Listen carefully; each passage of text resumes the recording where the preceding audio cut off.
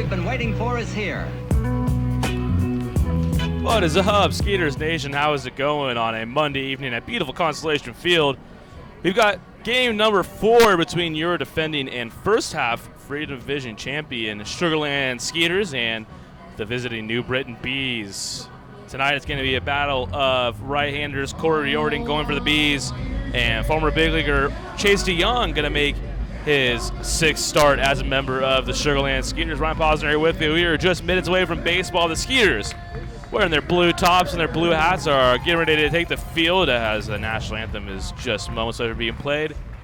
Last night, the Skeeters dropped a 6-4 decision to the Bees, who take a 2-1 lead in the series. And tonight, Skeeters looking to back even things up here. Got a different looking lineup here for you tonight. Got Monday Night Baseball here, Margarita Monday here at Constellation Field. Should be a good one. I'm going to take a quick break here as we're just about getting ready for the national anthem. When we come back, Skeeters Baseball, game number 4 between your Skeeters and the Bees.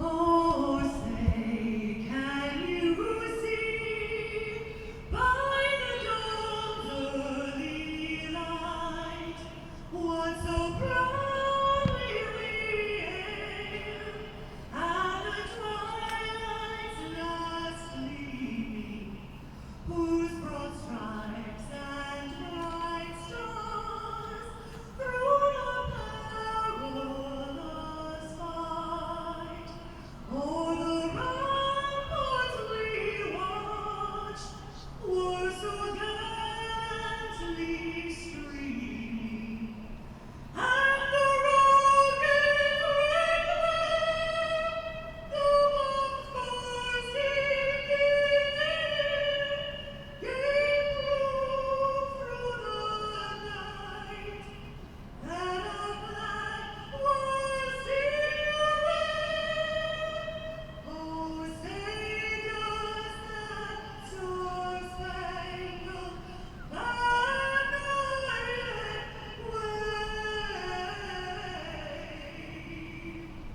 for the land of the free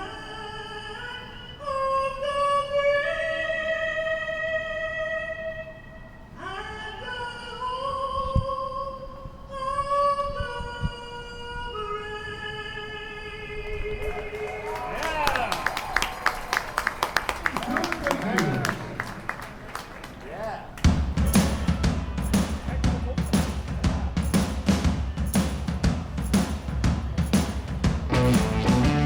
Beautiful rendition of the national anthem there from a Skeeter fan. And we are just moments away from baseball. Let's get you the starting line tonight for the visiting Bees. Leading off playing center field is going to be Darren Ford. Ryan Jackson, the former Skeeter, will hit second and play short. Bijan Rodemaker back at the 3rd spot. He'll play right field.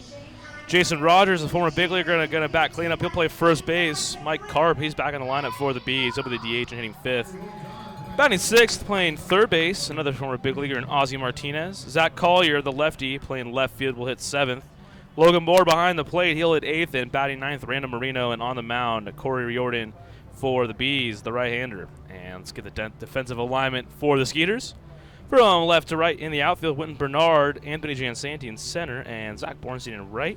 Across the diamond from third to first, it'll be Albert Cordero at third, Jason Barnstein at short, Juan Silverio getting a start at second base.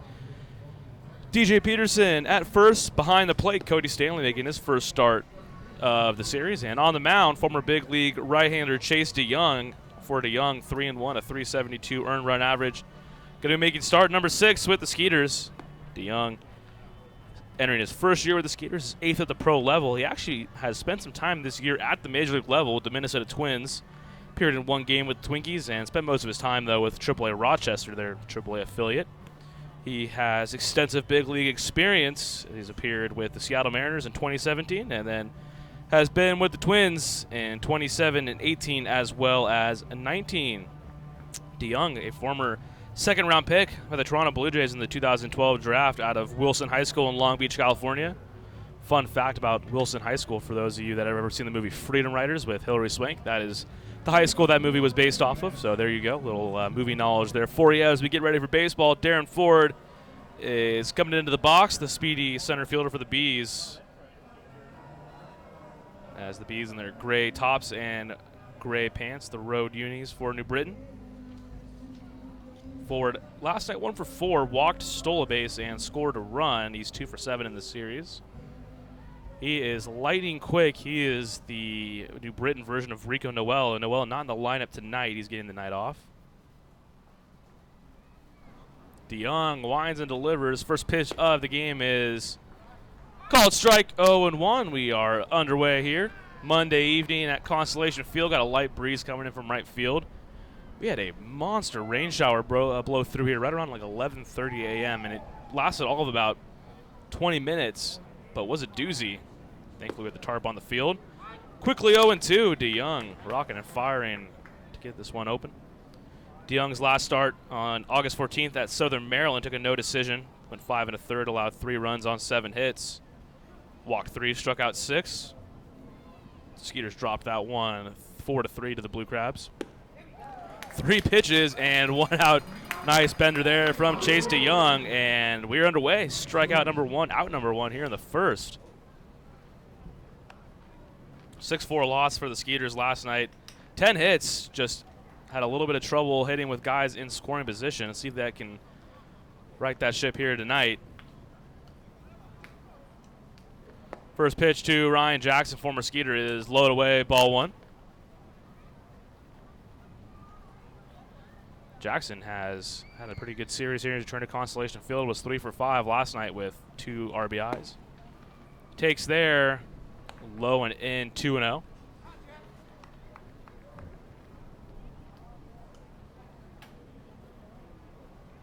DeYoung, a quick worker. He is already back on the mound, ready to go.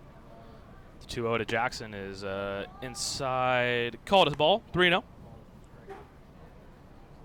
DeYoung, no relation to Paul DeYoung, although they spell their last names the same way. Though he did have a cousin, Jordan DeYoung, who played with the Blue Jays in 2007. Front door slider there, not getting the call is DeYoung, so 4-pitch walk to Jackson, and that's the first base runner of the night for the Bees.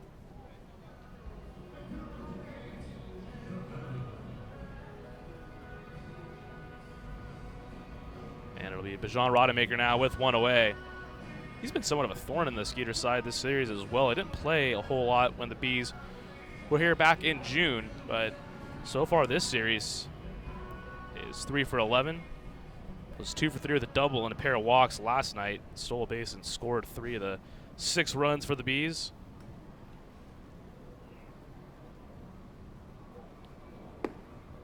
First pitch from DeYoung is in there for a strike to Rodemaker. We'll get to it in the bottom half of the inning, but definitely a different-looking lineup for the Skeeters tonight. And on the defensive side, Juan Silverio getting the start at second base, and got to keep Albert Cordero's bat in the lineup the way he's swinging it, so he's moving to third, where we saw him a lot there last year, though. 0-1 to Rodemaker is outside. Called a strike, 1-1. Rodemaker, a former Cubs farmhand. Was with them last year, AAA Iowa. Hit 251 with the AAA Iowa Cubs. Played 114 games with them. The Cubs took him in the 13th round in 2012 out of Orange Coast College in Costa Mesa, California, down there in Southern California. DeYoung looks over there. Jackson back in, plenty of time standing up. 0-2 to Rodemaker here, 1 down. Some roster moves we can get to here after this pitch from DeYoung. As I'm sure you can guess, something happened for the Skeeters. It's happened a lot this year. 0-2, Rodemaker turns on that one, smokes it foul. We'll get to it now. Nick Rumbelow, who had put up some pretty stupid numbers in a good way since he got here, had his contract purchased by the New York Mets today. So Nick is heading off to the AAA level for the Mets. We wish him the best of luck, a really nice guy, and definitely shouldn't have been here. He was 3-0 with a .81 ERA in 22 appearances, also picked up 7 saves and struck out 31 batters in 22 and a third innings of work. And he threw a scoreless frame last night, as he did so many times since he joined the Skeeters. And as player number 13 heading back to affiliated ball off the Skeeters roster, a franchise record. That one fouled away by Rodemaker. Still 0-2. So that was also the 16th overall player purchased off the Skeeters roster when you factor in players going to the Mexican League, that adds to the record. So beating Gavilia, let's see if he can outdo himself next year. It's going to be tough, but he's proven that he's turned this Skeeters roster into a turnstile, and more importantly, he's kept winning games even with making the roster a turnstile. 0-2 to Rodemaker. That one's outside for a ball, 1-2. Chris Parsons just graced my booth with a little bit of flatulence. Yeah, I'm calling you out, big guy. Yeah, you better defend yourself. Hey, this is coming from the guy that has the fan in his office and used Febreze yesterday. So It's Lysol, right? 2 can play this game. 1-2 to Rodemaker. Grounded through the right side and in for a base hit. As we will have to wait another day for that first Skeeters no-hitter. As runners on first and second now with 1 away in the first. Is that your line? And Jason Rogers coming in, man. I don't think we've had as much fun with a guy and his walk-up music as Jason Rogers. And again, thank you for being a friend. And he's been a good sport about it all week. It makes you want to play good music for him. When guys get a little upset, it makes you want to just have them play some bad music. So guess it goes both ways. As Rogers comes into this one, 309. It's a ground ball here. DeYoung's first pitch to him catches the outside part of the plate on the fastball, 0-1. I'd really love to know what they're playing for our guys on the road. We didn't do this last year. Do you know if other teams do visiting walk-up music? Yeah. Okay, so it's not an original thing we're doing. I think it's a good idea. As Cody Stanley going to go to the mound and chat with Chase DeYoung with a runner on second base. They are allowed to do so.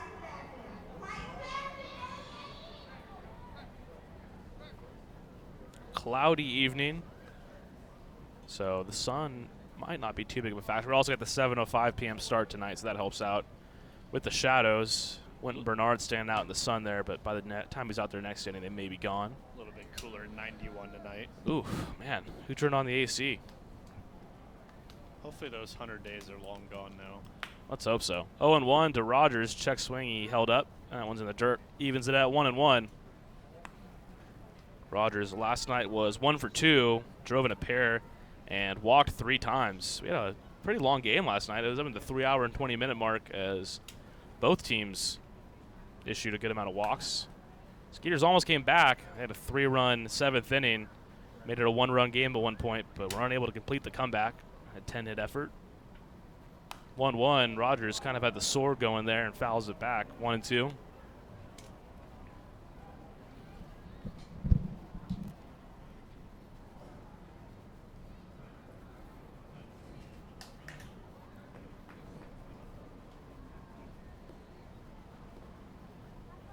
And with Nick Rumbelow heading out, we have a familiar face coming back in as Matt Perk is back on the roster, working out of the Skeeters bullpen now. So another big league lefty in that bullpen. A good breaking ball there from DeYoung, but Rogers lays off low and away, 2-2. On a personal note, I am very happy Matt Perk is back in the clubhouse. He is a A-plus dude. Former big leaguer with the Chicago White Sox and pitched really well to the bullpen this year for the Skeeters, and then when needing a starter, he went into the rotation. Had not done a whole lot of starting over the last few years. That one, kind of a defensive swing there from Rogers, gets a piece of it. Yeah, that had to almost be in his glove for him to hit that. Cody Stanley getting the start behind the plate last night, and I'm sure Albert Cordero has no problem with that. He took a foul ball off his leg late in the game last night. Somehow stayed in. And getting the start at third base, although sometimes in the hot corner, you're not really in the safe zone over there, especially when a guy like Rogers is up, big power right-handed bat. DeYoung working out of the stretch here. 2-2. Up and in for a ball, so that's going to bring it full here to Rogers.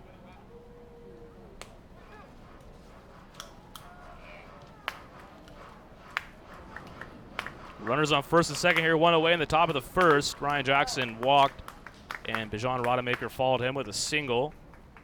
Now they've brought it full here to number 9. Jason Rogers is going with the high sock look today. Full count pitch. Fouled back.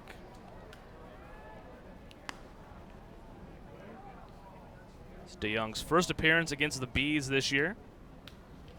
DeYoung joining the team in late July. 4 of the 5 Skeeters starters right now have big league time And the one who is the outlier there, Carlos Pimentel, has been just absolutely lights out since joining the Skeeters. He will get the start on Wednesday. How did he do in the Pan Am games? There are not really any readily available stats. I know that the Dominican Republic team did not make it into the finals. It was Puerto Rico and I believe Nicaragua, and Puerto Rico won. And some chatter there to our home plate umpire. DeYoung, a quick worker. That's what you like to see out there. So we had somebody who was not particularly quick out of the Bees bullpen last night. Yeah, he paid for it. He did. And time again, got a little chess match going out here in the batter's box. Looks like Rogers has something in his eye. So we'll do the full count pitch once more here between DeYoung and Jason Rogers. A couple big leaguers going out of here. 3-2 pitch, runners on the move, and that one's inside for ball 4. So with bases now loaded for the Bees here at the top of the first. Still just a ground ball away.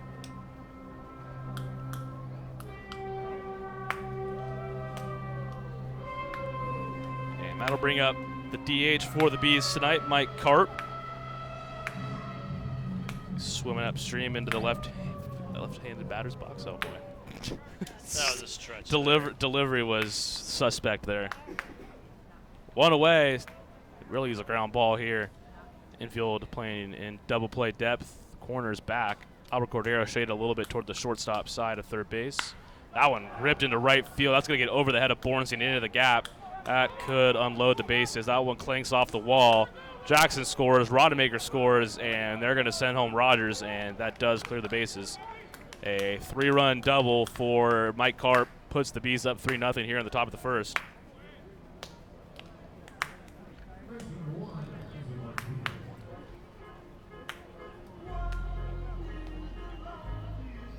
Karp had been on the bench the last 2 nights, but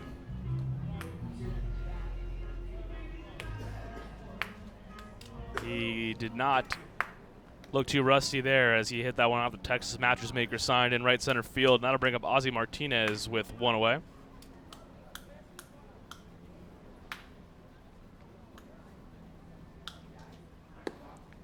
First pitch into Martinez is a strike. The Skeeters had their way with the Bees on Friday night in the opener, 12-1 win. And the next night, a 3-1 loss. Last night, 6-4. See if they can get the comeback going here on this evening. 0-1 to Martinez. Reaches out for that one, grounds it toward Jason Martinson. Off-balance throw to DJ Peterson is in time. A nice play from J. Mart there for out number 2. Karp does move to third base, though, on the play, so runner on third here with 2 down. That win on Friday was the largest winning margin from the Skeeters this year, as a matter of fact. The previous high was 9, so an 11-run winning margin on Friday, thanks to a late grand slam from Juan Silverio.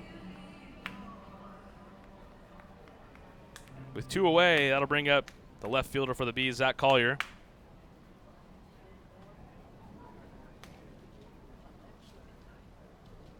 Collier did not suit up last night or on Saturday night. Was 1 for 3 with a single and 2 punchies on Friday night. Former Lancaster Barnstormer, appeared with the Barnstormers in 2015.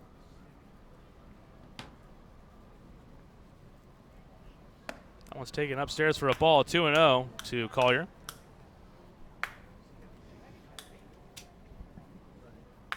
Collier went to Chino Hills High School in Chino Hills, California. You know who went to that high school, Parsons? Jay Lucas. I was thinking somebody a little. I know that. I did not know that, but I was thinking somebody maybe a little more famous on the sports scene. You're getting there. I can the tell. Basketball guys. There you go, Lonzo and the ball kids. Lonzo and LaMelo or LiAngelo. I don't think LaMelo dropped out of high school though. The annoying ball kids. There you go. Yeah. What are they doing now? One of them got traded, didn't he? Lonzo got shipped off to the Pelicans in the Anthony Davis trade, and then LaMelo, he never got drafted. Last we heard from him, he was held up in China after trying to steal something from a department store. I remember that. And then LiAngelo is playing for a club team, I think, somewhere in Indiana maybe. That one popped up in the infield. Should be easy for Cordero, and has it there with no trouble for out number 3. The Bees strike for 3 in the first. We head to the bottom half. Skeeters going to bat for the first time, trailing 3-0.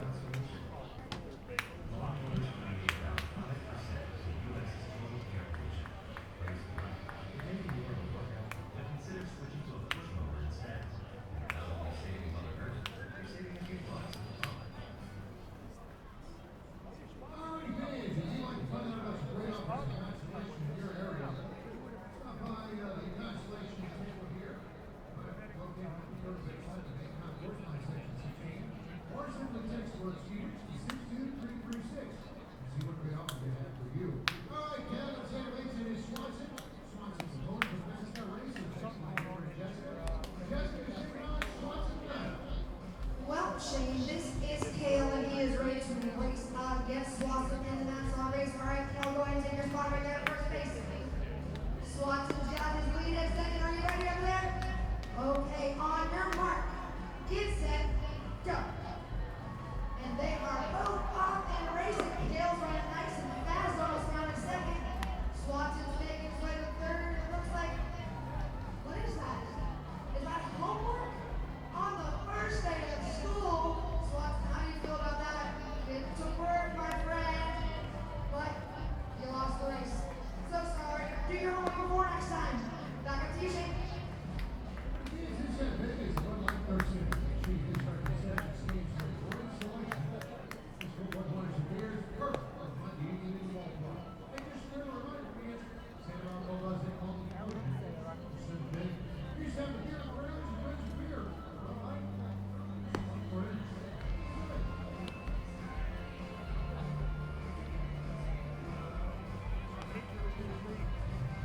And welcome back to Constellation Field as we work through some commercial technical difficulties. Oh, there we go. All right. Just in time for us to get back. Computer unfroze.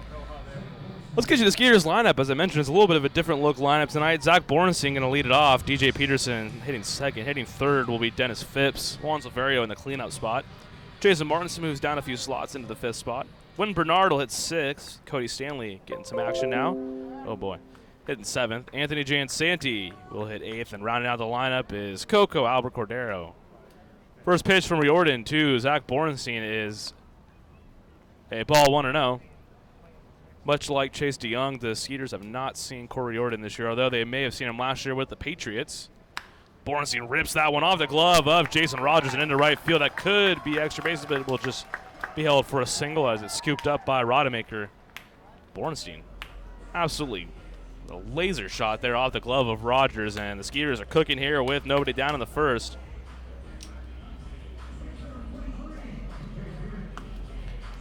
Riordan 6-6 with a 5.67 ERA on the year, 6'4", 200 pounds.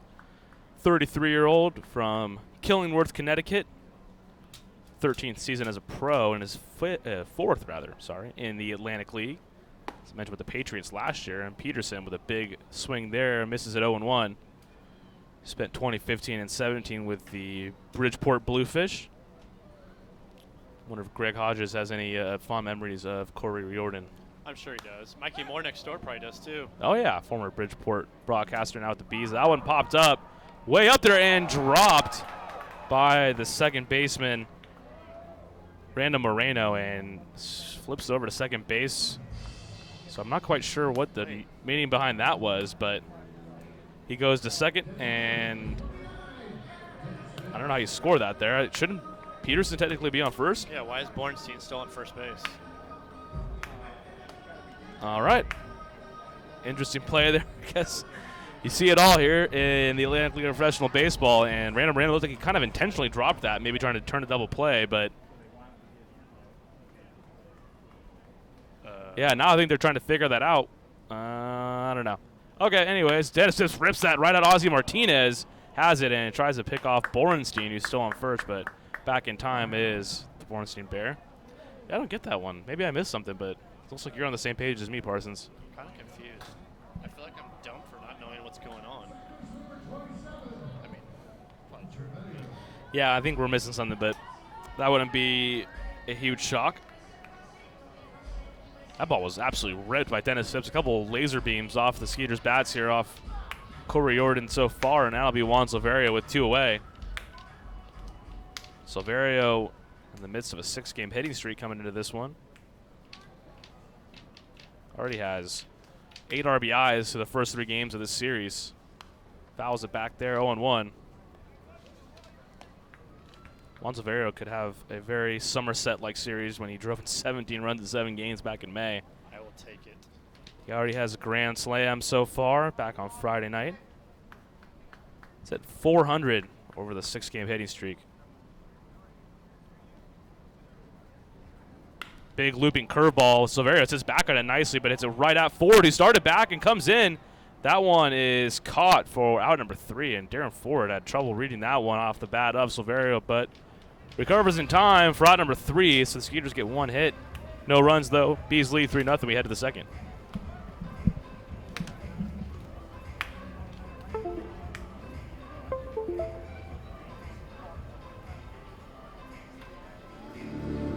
Memorial Hermann Sugarland Hospital has been named the recipient of the highly coveted 2016 Malcolm Baldrige National Quality Award, the nation's highest presidential honor for performance excellence. Memorial Hermann Sugarland was recognized for its outstanding commitment to sustainable excellence through innovation, improvement, and visionary leadership. Memorial Hermann Sugarland is the first Houston area healthcare organization to earn the prestigious Baldrige Award and only the 3rd in Texas. The Sugarland Skeeters are proud to partner with Memorial Hermann Sugarland.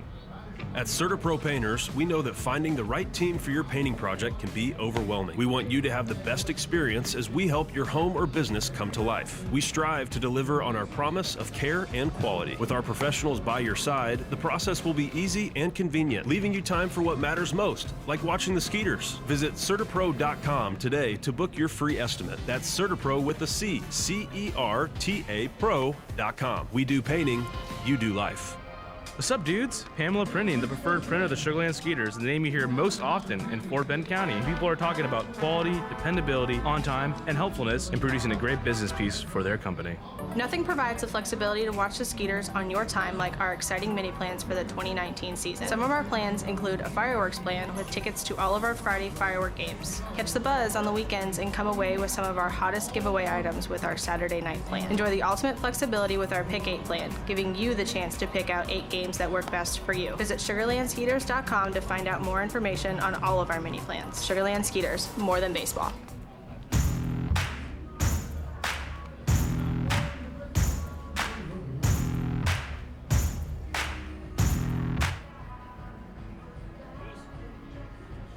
Three 0 lead for the Bees as we head to the top of the second inning. Got a little more clarification on that play in the first. I guess Randall Moreno caught it. It looked like from our vantage point he dropped it, but he kind of caught it and tried to deke Zach Bornstein into maybe going to second base, but wisely Bornstein did not oblige. So there's that. Case closed. First pitch to Logan Moore, the catcher, in for a strike, 0-1. Could be a long day for Corey Jordan. The Skeeters did not miss by much in that top half of the first inning.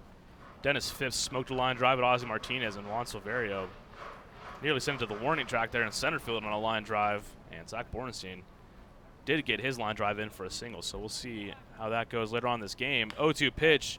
Nice one from DeYoung. Moore reaches out, grounds it softly to Silverio, makes a nice scoop and toss over to DJ Peterson in time for out number 1.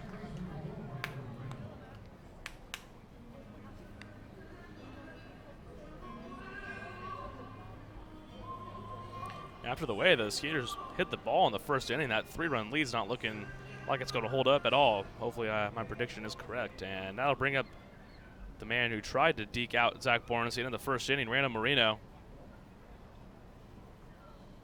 Young's first pitch to him is in there for a strike, 0-1.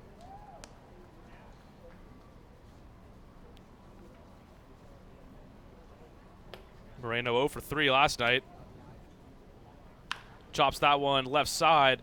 Martinson with a backhand stop and the off-balance throw. A nice play by Jason Martinson. Made a couple nice off-balance throws over there from J. Mart at shortstop. 2 away. Martinson's really settled into that shortstop role now with Ryan Jackson. Obviously, he's in the on-deck circle for the Bees, and Alvaro Rondon now with the Revolution. It's really just his job there at shortstop.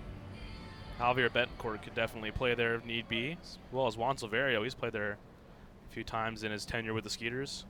Anthony Giansanti as well, but Barneson's got to start at shortstop each of the first 4 games of this series. Expect more of that going forward. First pitch at Darren Ford takes a rip at that breaking ball in the dirt, 0-1.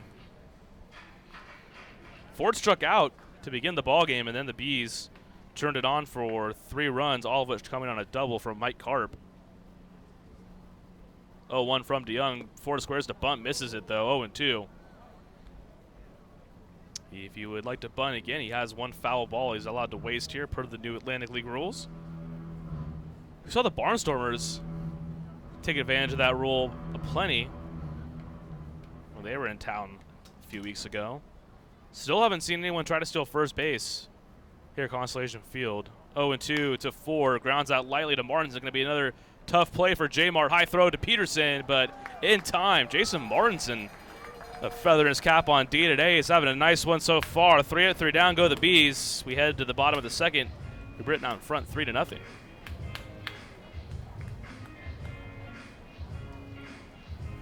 Texas Farm Bureau members get free tickets to Skeeters home games every Sunday all season long. Just show proof of your membership at the ticket office to get 2 free tickets to any Sunday home game while supplies last. Visit texasfarmbureau.org/sports to learn more about this offer and other benefits associated with your membership. This offer is exclusive to Texas Farm Bureau members and is only available while supplies last. So become a member today. Texas Farm Bureau Insurance, proud sponsor of the Sugarland Skeeters.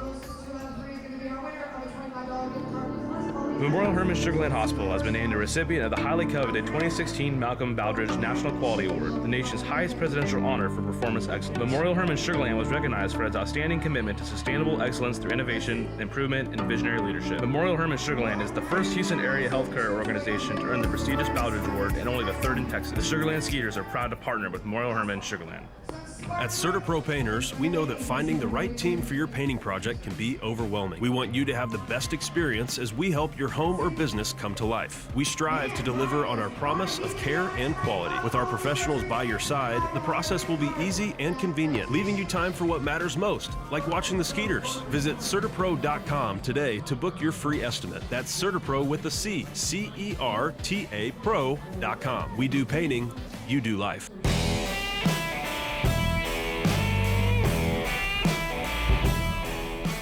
We head to the bottom of the second inning. Jason Martinson, who's had a nice game on defense so far. Let's see if he can replicate that success on offense here. Lead it off.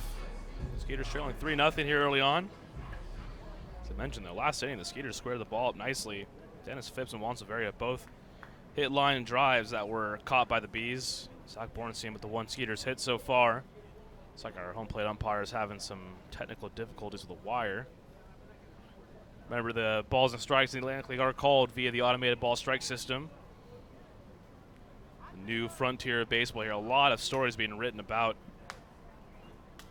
this new frontier we are coming in, and part of that is going to be what you're seeing now, dealing with umpires having wires and headsets on, getting used to all the materials. Looks like everything's okay, though.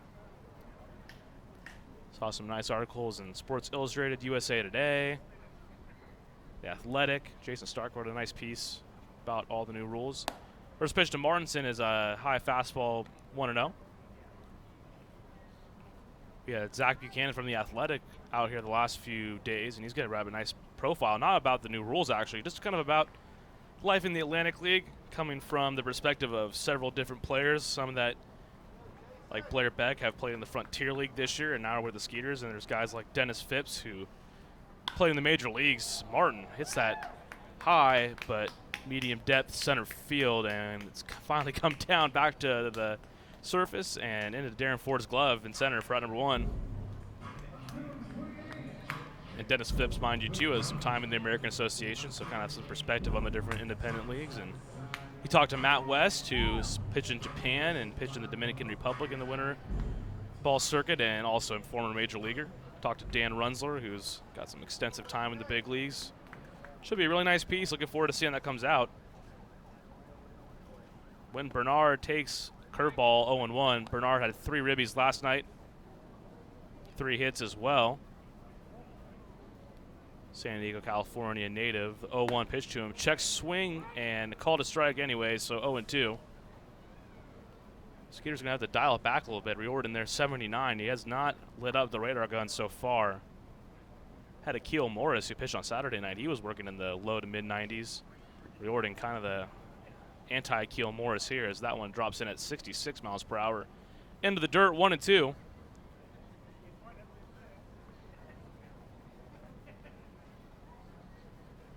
One-two pitch, and Bernard fouls it straight back to stay alive.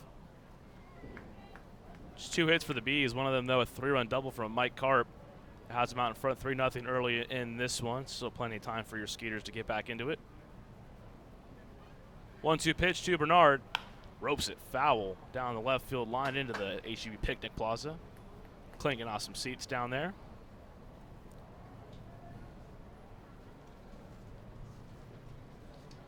Bernard 3 for 14 this series. All 3 hits coming last night. Mentioned the 3 for 5 game. Just reaches the bat head out there and fouls it straight back to stay alive at 1-2. Cody Stanley on deck. Good to see him back in the lineup. He had himself a nice road trip. Had not appeared in the first 3 games of the series, though. Getting the start behind the plate.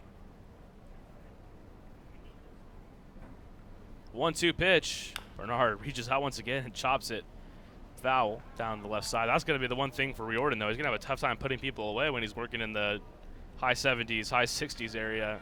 And you're seeing right here Bernard able to just kind of spoil some pitches and wait for something to drop into the zone. Riordan has pitched 81 innings this year, just 29 strikeouts. Bernard pops that up toward Ryan Jackson at short, shallow center field. Jackson has it for out number 2.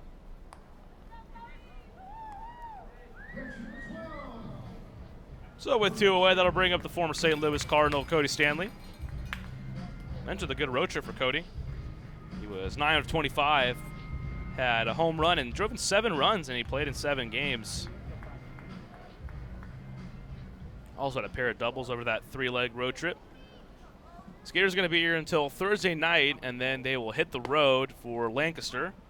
First pitch to Stanley is in for a strike, 0-1. It'll be just 2 stops on this next road trip, 3 at Lancaster, and then they'll play a 4-game set at York.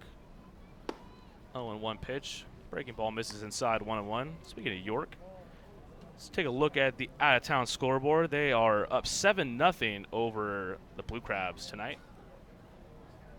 That's out in York. That one's in the dirt, 2-1. The Skeeters and the Revs came in tied atop the first place and the Freedom Division standings here in the second half. Although for the Skeeters, it's just all gravy at this point. They have already clinched a playoff spot. York fighting to get themselves in the playoffs. 2-1 pitch to Stanley. Lines that toward Rogers, and he has it on a bounce, though, down toward the line, and Rogers will touch the bag himself. 3 unassisted for out number 3, so the Skeeters go down in order here in the second inning. We move to the third with the Bees out in front, 3-0. Texas Farm Bureau members get free tickets to Skeeters home games every Sunday all season long. Just show proof of your membership at the ticket office to get 2 free tickets to any Sunday home game while supplies last. Visit texasfarmbureau.org/sports to learn more about this offer and other benefits associated with your membership. This offer is exclusive to Texas Farm Bureau members and is only available while supplies last. So become a member today. Texas Farm Bureau Insurance, proud sponsor of the Sugarland Skeeters. Memorial Hermann Sugarland Hospital has been named a recipient of the highly coveted 2016 Malcolm Baldrige National Quality Award, the nation's highest presidential honor for performance excellence. Memorial Hermann Sugarland was recognized for its outstanding commitment to sustainable excellence through innovation, improvement, and visionary leadership. Memorial Hermann Sugarland is the first Houston area healthcare organization to earn the prestigious Baldrige Award and only the 3rd in Texas. The Sugarland Skeeters are proud to partner with Memorial Hermann Sugarland. At CertaPro Painters, we know that finding the right team for your painting project can be overwhelming. We want you to have the best experience as we help your home or business come to life. We strive to deliver on our promise of care and quality. With our professionals by your side, the process will be easy and convenient, leaving you time for what matters most, like watching the Skeeters. Visit CertaPro.com today to book your free estimate. That's CertaPro with a C, C-E-R-T-A Pro.com. We do painting, you do life. What's up, dudes? Pamela Printing, the preferred printer of the Sugarland Skeeters, the name you hear most often in Fort Bend County. People are talking about quality, dependability, on time, and helpfulness in producing a great business piece for their company.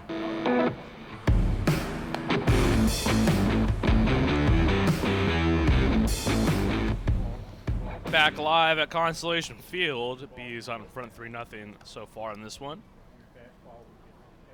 It'll be Ryan Jackson to lead it off here for the Bees. Jackson walked and came around to score back in the first inning.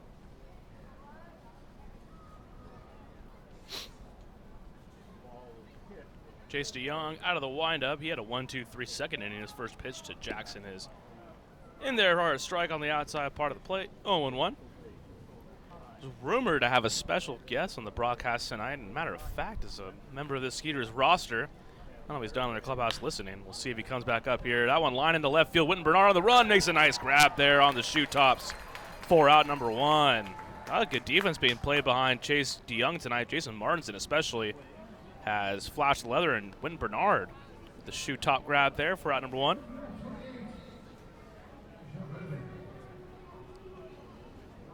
And with one away, that'll bring up Bajan Rodemaker.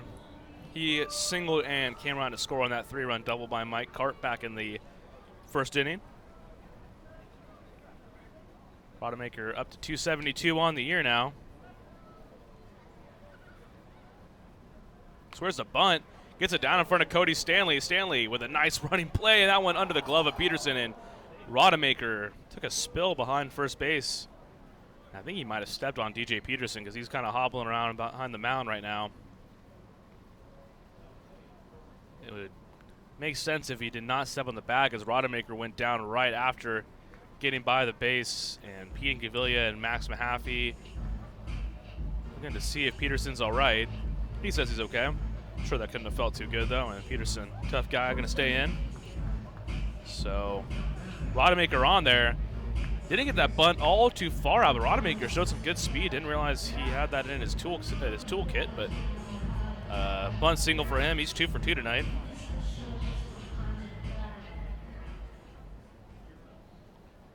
And here comes Jason Rogers, one of the 2 walks that DeYoung has delivered tonight.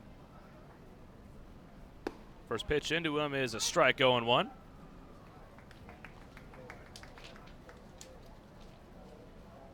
Chase DeYoung making his 3rd start here at Constellation Field. Has been much better on the road so far this year. 1.56 ERA and 3 road starts. 6.94 earned run average thus far in his 2 starts here. Small sample size though. Big lead for Rodemaker. He's going to go, and there was not going to be a throw as he got a big jump off DeYoung. So a bunt single and then a stolen base for Rodemaker here in the 3rd inning.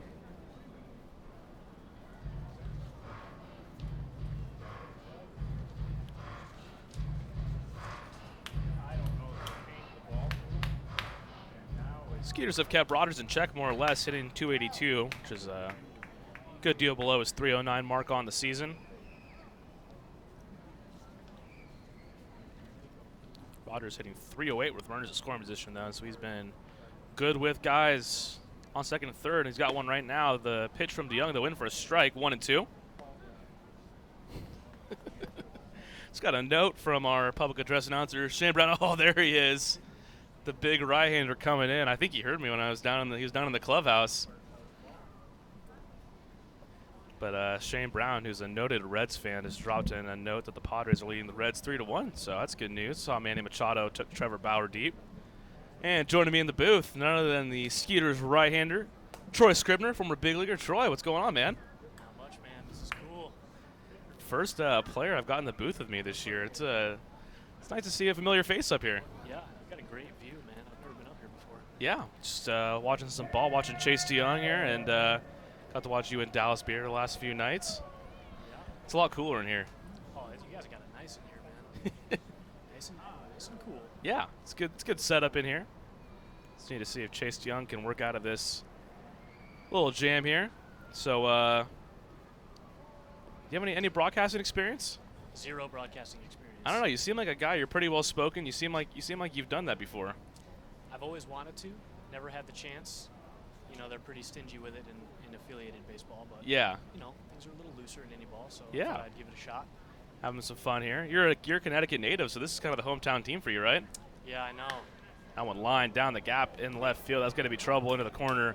Rodemaker's going to score, and Jason Rogers is going to be up with a stand-up double here, and the Bees going to take a 4-0 lead here in the 3rd inning.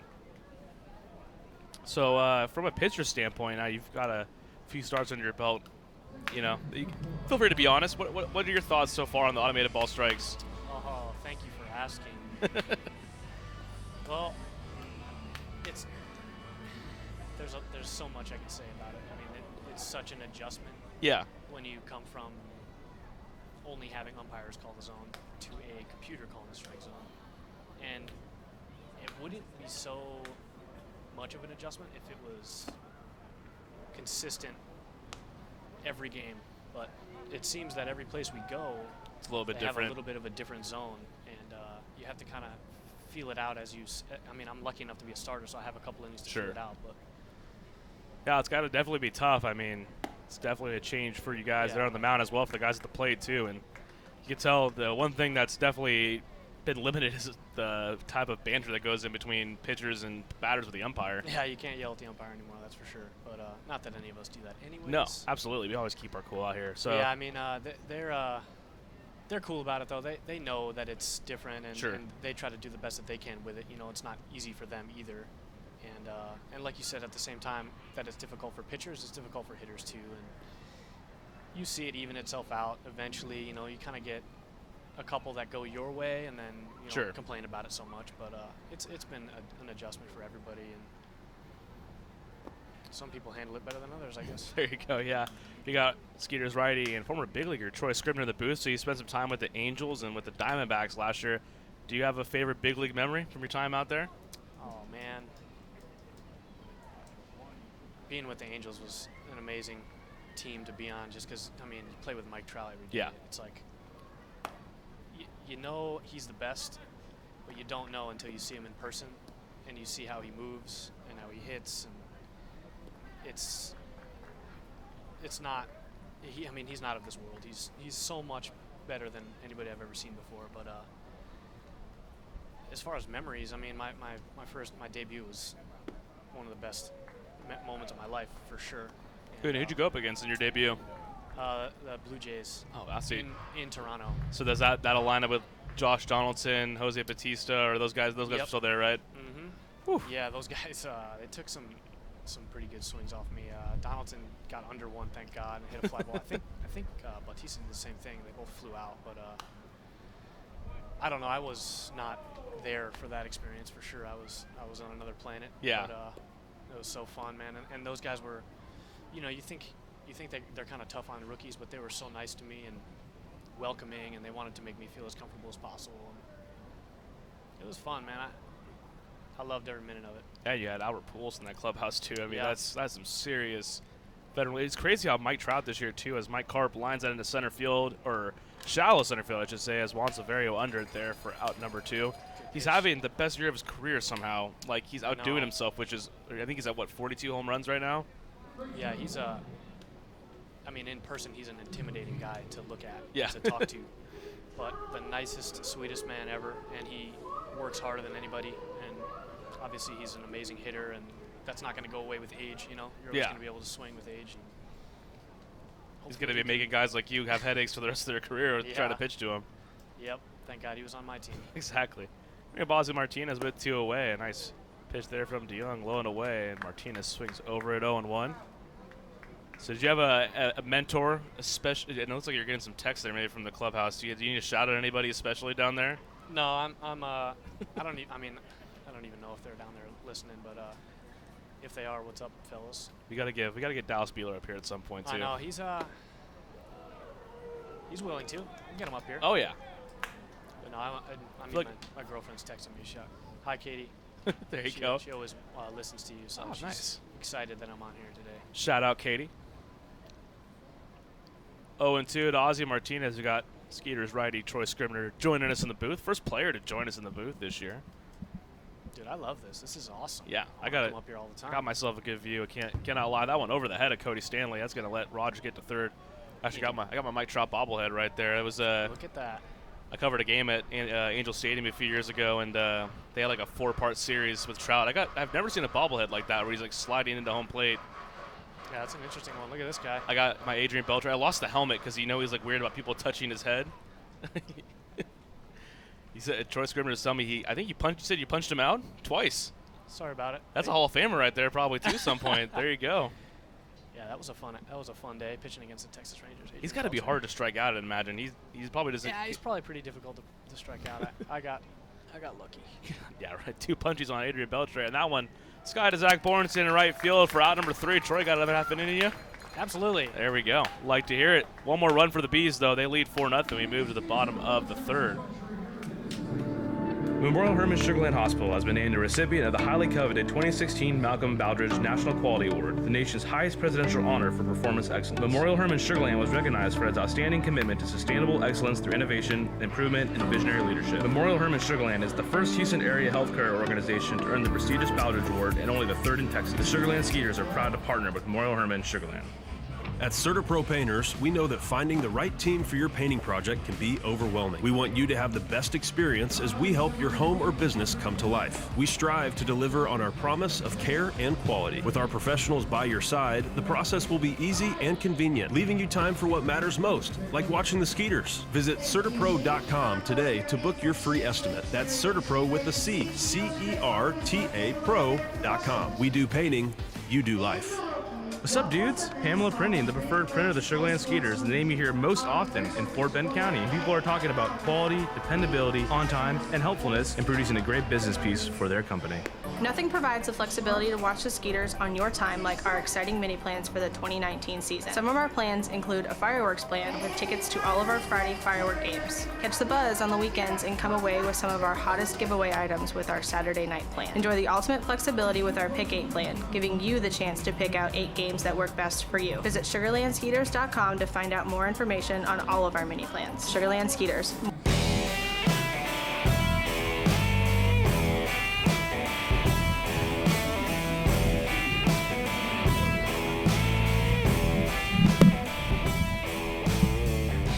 Captain Sugarland steps into the box. Skeeters right here, Troy Scribner joining me for another half inning. You got some YouTube fans here. I wonder if that might be your girlfriend, but somebody said Scribner's hot. I don't know if that's temperature-wise or because your stuff's been good lately, man. You've been pitching really well July and August. I don't know if that is Special K. Got a special listener here. See the Skeeters get on the board here, trailing 4-0 to the Bees. Jan Santee takes strike. Oh, how good is this guy, man, to have in the clubhouse? Gee, yeah, he's one of the best. Connecticut guy. Oh, there you go. It's a unique tribe you guys got there. Not too many. I know. Not too many Connecticutans. Is that what would you? Yeah, Connecticutites. Something like that. I don't know. There's definitely not many of us, but we got a good little crew though. Jan Santee hits a little squib there to Jackson. Up and to Jason Rogers in time for out number 1. So you got Adrian Belcher to punch out twice. Who's the hardest batter you had to face in the major leagues that just kind of had your number, it seemed like? Good question.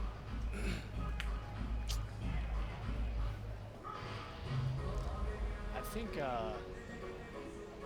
Matt Joyce, he was on Oakland, and I faced him a couple times. He was always tough, and he hit a couple bombs off me. He was always just kind of sneaky good. He would play for a lot of teams, and yeah, he had that one year he just hit really well. And I don't know, but yeah, it's weird who like you would expect to be a really tough at bat, and then who is actually a really tough at bat. Because you play with the D-backs, I'm sure you maybe ran into guys who ever had to face like Arenado or any of those tougher bats in the NL West. No. That's probably. For I only pitched against the Nationals when I was with the Diamondbacks. Okay. So, I didn't get to face any of the NL West except for them, but the Nationals were tough too. They had a really good lineup. I mean, everybody in the big leagues has a good lineup, so it's like take your pick. But pitching against Bryce Harper was pretty tough too. He's a good hitter, obviously.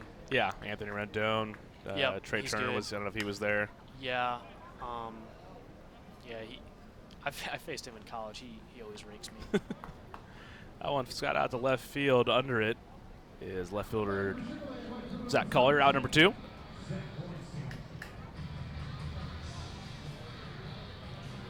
All right, so one more thing you got to make sure you do is we were discussing this. You had a pretty good Harry Carey. Can you give me one at bat in Harry Carey? Oh. I know you're dying to break it. I heard it, man. Oh, gosh. It's been beta tested. It was good. Don't be shy about it. I can't do it, man. You can't do it. I can't do it justice. Froze up. I only know Will Ferrell's version of it anyway. So. Oh, God.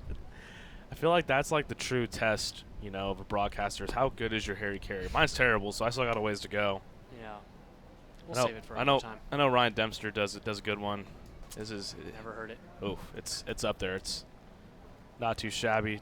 Borenstein lines that foul off to the left side, 2-1. Righty Troy Scribner joining us here in the broadcast booth. Skeeters Trailing the Bees 4-0. So you have a brother too, Evan Scribner, who played in the major leagues. I believe he played with the Bees too. What was it like having a brother kind of a little bit ahead of you, kind of maybe showing you the way how to get to the big leagues? Yeah, it was. I mean, there's no better resource than having somebody that's done it before, you know. Ooh, and Bornstein gives it a ride.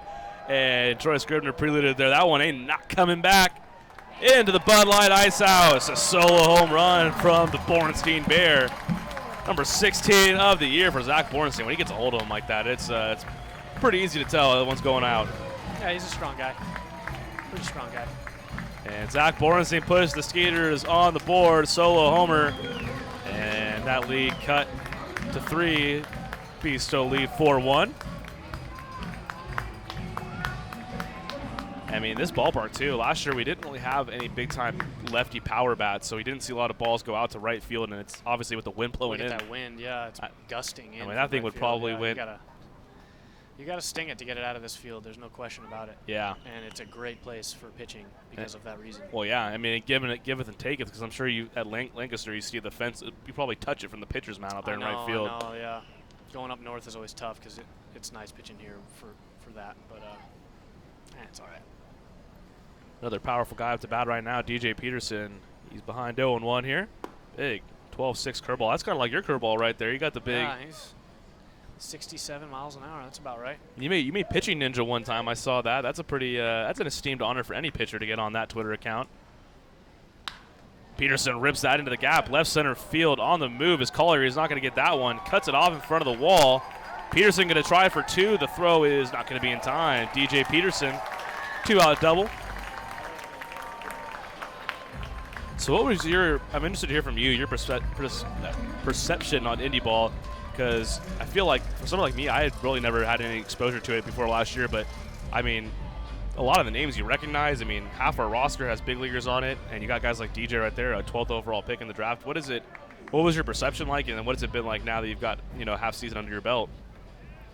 Yeah, I mean, I think a lot of the guys that are on our squad that are probably listening would agree with me when you're not in independent ball, when you're in affiliated ball, and you've never been to independent ball, you kind of think, I'll never be there. I'll never have to do that. Those guys are on their way out, and yeah. But then, of course, you see yourself there, and I mean, it happens quick, and we're all here and in it, and it's an adjustment from affiliated ball, and but I mean that there's no shortage of talent. Yeah. And however little I thought of it before I got here is out the window now, and I have a lot of respect for the guys that play in this league and how hard and all the stuff that you have to go through to play in the Atlantic League and in Sugarland, especially with the travel. The travel is ruthless. So yeah. It's what time did you guys go into playing on Baltimore there on Friday morning? Yeah, it was like 3 a.m. and that's late for us. And then you guys came out here and scored 12 runs and beat the Bees 12-1 in the opener too. I mean, that's incredible. We always hit really well on travel days. I don't know why, but that is we always weird. do, yeah. Dennis Phipps fouls it off right side. 2-2. DJ Peterson on second. And Zach Bornstein has gotten Skeeters on the board. 4-1, a solo homer. And so you were undrafted too, so you kind of had, to start there from humbler beginnings with the Astros. I mean, were you expecting to be drafted? Was that a surprise when you didn't get your name called, or were you kind of expecting to have to go the undrafted route? No, I mean, I of course I expected to get drafted. I was had a good senior year in college, and it's my dream to play baseball. So I was sitting there like looking at the draft, waiting to see my name, and it just never came, and it was tough. But I got lucky enough to get an opportunity. That went into the left center gap, and it's going to stay fair into the corner. DJ Peterson going to come around to score, and Dennis Phipps wants 2. The throw is not going to be in time. Phippsy slides in safely. RBI double, and the Skeeters cut that New Britain lead in half now, just 4-2. We're going to have to stick around here for a little bit. A little comeback going with Troy Scribner in the booth. Dennis Phipps, he is country strong. I saw the bat he swings. That is like the biggest bat I've ever seen in my life. Yeah, he's a big guy. And big teddy bear. Oh, yeah. Seriously, though, he's one of the nicest guys down there for sure. 2 away, Juan Silverio going to give it a go. He flew out to deep center field in his first at-bat of the game. So what's your favorite minor league town, obviously outside of Sugarland? I won't put you on the spot there, but favorite minor league stop outside of here in Constellation Field? I spent a lot of time in Salt Lake City. That was Ooh, that's a good an spot. amazing place to play. I was fortunate to get a chance to play there for as long as I did. But that city's beautiful, and that field is one of the most beautiful fields I've ever played at in my life. Is that, if I'm not mistaken, that's not a very pitcher-friendly park, though, is it? No, that whole league is it's not pitcher-friendly at all. PCL is tough. But, I mean, you get used to it, and it's not the worst place in that league for sure. There's a ton of other fields that are way worse. Isotopes, right? Albuquerque's going to be pretty brutal. Definitely the worst. Then you have, I mean, El Paso is terrible. Vegas is terrible. They had like 300 home runs by the Chihuahuas this year, something crazy like that. Yeah, I feel bad for pitchers in that league, especially this year with the new balls. Yeah, no kidding. That one's straight up to shoot, caught by Logan Moore for out number 3. Skeeters get 2, though. Zach Bornstein solo homer and a Dennis Phipps RBI double. Troy Scribner in the booth here with us. Bees lead 4-2. We head to the 4th. Texas Farm Bureau members get free tickets to Skeeters home games every Sunday all season long. Just show proof of your membership at the ticket office to get 2 free tickets to any Sunday home game while supplies last. Visit texasfarmbureau.org/sports to learn more about this offer and other benefits associated with your membership. This offer is exclusive to Texas Farm Bureau members and is only available while supplies last. So become a member today. Texas Farm Bureau Insurance, proud sponsor of the Sugarland Skeeters.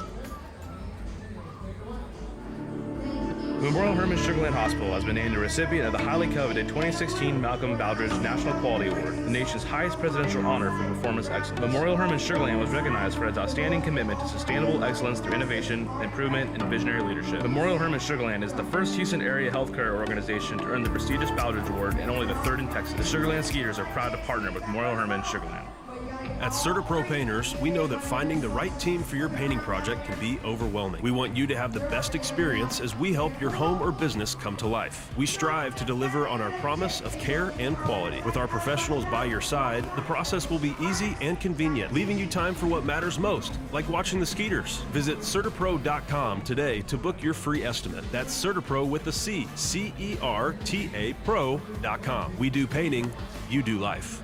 What's up, dudes? Pamela Printing, the preferred printer of the Sugarland Skeeters, the name you hear most often in Fort Bend County. People are talking about quality, dependability, on time, and helpfulness in producing a great business piece for their company.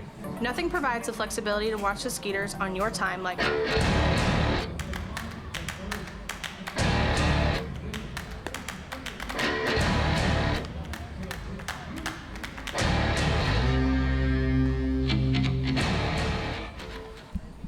Bees lead 4-2. Ryan Posner here with you. Troy Scribner, Skeeters right-hander, former big leaguer with the Angels and the D-backs here in the booth with me. I'm not leaving. That's what I like to hear. I think you got a career in color commentary at some point. Yeah, this is a great seat, man. It's better than sweating in the dugout. No, I can't blame Sorry, you there. guys. Hey, since you've been up here, the Skeeters tacked on a pair of runs, so you gotta stay right here. Did we get 2 that inning? We did. Nice. Tacked on a pair, and now Chase Young looks like he's starting to settle in a little bit, and it gets across first pitch strike to Zach Collier. It's pretty wild, man. You guys got 4 starters in your rotation with big league experience. That's crazy. Guys like DeYoung too was with the Twins this year. That's wild. I know. Yeah, I mean the whole team. Look at our whole roster. There's big league guys everywhere. It's kind of ridiculous when you think about it a little bit. Just how much talent we do have and how little opportunity there is for guys like us, and that's why we're here. And you get to see guys like Ryan Court. Were you here when Ryan Court was here, or was that a little bit? No, I missed him. Gets to go back in the major leagues. That's amazing. Yeah, I mean, good for him. That's the first time, at least for me, as DeYoung gets a strikeout there of Collier for out number 1. I mean, to have a guy who started the year here, and I mean, Pete was telling me that he was contemplating you just calling it quits and hanging him up. I mean, at 31 years old, I mean, you can't really blame the guy. I mean, sometimes you try to move on, but and gets the call up, gets a home run, got a start. He had a big game. He had a 3 RBI game in his first start. And it gives you goosebumps just thinking about it. That's pretty wild. Baseball's crazy like that, man. First pitch, swing and a miss from Logan Moore, 0-1. So you're from Connecticut. Were the Yankees your team growing up, or were you a Red Sox fan? Yankees fan, yeah. Okay. For sure. You got a favorite Yankee growing up? I mean, I grew up watching Jeter. Basically my whole life Jeter was playing, so. It's a pretty easy choice, I guess, for Yankees fans. Yeah. Like it's either Mo or Derek Jeter, I'm guessing, if you grew up in that era. Mo for sure, too. He's amazing. He was so fun to watch. I didn't even understand it because I was young, and I was just like, he throws 1 pitch? Yeah. And he was every time just couldn't hit him. Machine. Not great to use in video games. I will say that, though, because if you're using them in the show, it's like, well, kind of a one-trick pony because the cutter, they don't really like factor in that he has like 12 different cutters, even though it's just one technical pitch. But no, he doesn't have much other pitches than that. Best guy to use in the show growing up was Adam Dunn. That guy was like 99 power, man. You slot him in the middle, get it like 70 yaks with him during the franchise mode. Adam Dunn. What a name drop. I know, man. He is. I guess he would have probably fit in pretty well now with the way baseball's being played with the 3 true outcomes, and Yeah. he would have probably found himself a nice starting role there somewhere. Mm-hmm. 2-2 to Logan Moore. That one grounded over to Albert Cordero. Scoops it up, across the diamond, and plenty of time for out number 2. So, yeah, you're kind of a throwback. I feel like a lot of guys use the slider nowadays, but you got that looping 12-6 curve. Has that always been in your arsenal? Yeah, it has been. I mean, I joke around with the guys, and I've been throwing the same 3 pitches since I was like 12 years old. You know, just like my dad taught me my changeup, my dad taught me my curveball, and I threw a 4-seam fastball like every little kid. And it's just been kind of the same thing since then. Hey, man, if it ain't broke, don't fix it. Yeah. The cutter came a little later. Uh-oh. That's a little cue ball there. Coco with a backhand stop. It's a tough play. And it's just going to eat it there. As I thought he maybe thought that one was going foul. Yeah. Randall Moreno aboard there with an infield single with 2 away. That ball probably had some English on it while it was going through the grass, too. Yeah. I mean, it's crazy. Sometimes you can like see it here too, like when the ball just gets squared up to center field and it's just knuckling out there. Mm-hmm. The air's thick here, man. The ball does some weird stuff in the air sometimes. I'm going back home to San Diego on Thursday, and I'm just going to step off the plane and off the airport and just embrace the non-humidity just for a little bit.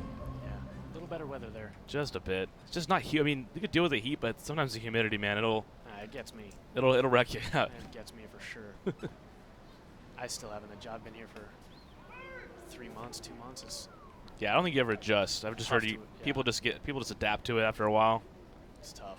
Did you ever play in the Gulf Coast League? I know it's out there. It can be pretty brutal. I did. My first, when I got signed, the first place they sent me was the GCL with the Astros, and I was there for like a month. It wasn't so bad. We played our games really early in the morning, so they kind of know how to make the best of it, I guess. But yeah, it's not fun. Yeah, we don't have any more day games until I believe the last game of the season, because we try to play it a day on Sunday. Remember the last day game we had? We played the Ducks, and that was like I think almost a 4-hour game. Games are tough in Texas. That was no bueno.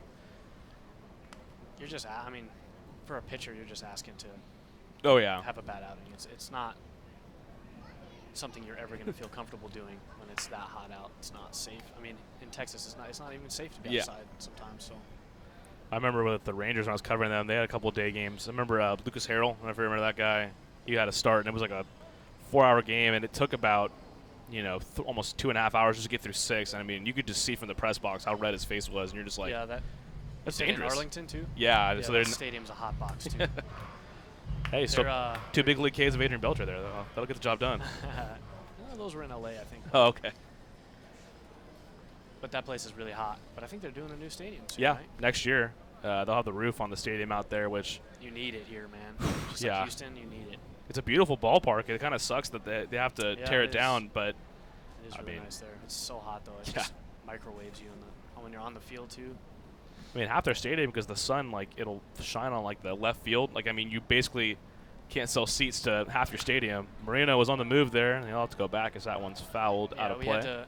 In the bullpen, we had to jerry-rig a little roof, because the bullpen's you kind of bake out there in the sun. So I remember we had Jesse Chavez put up these gymnastic pads up, shielding the bullpen, stacking some chairs, and just made a little shelter because it was an oven. Yeah, Jesse Chavez, man, that's a big league veteran move there. He is the man. He's having a nice little renaissance to his career too.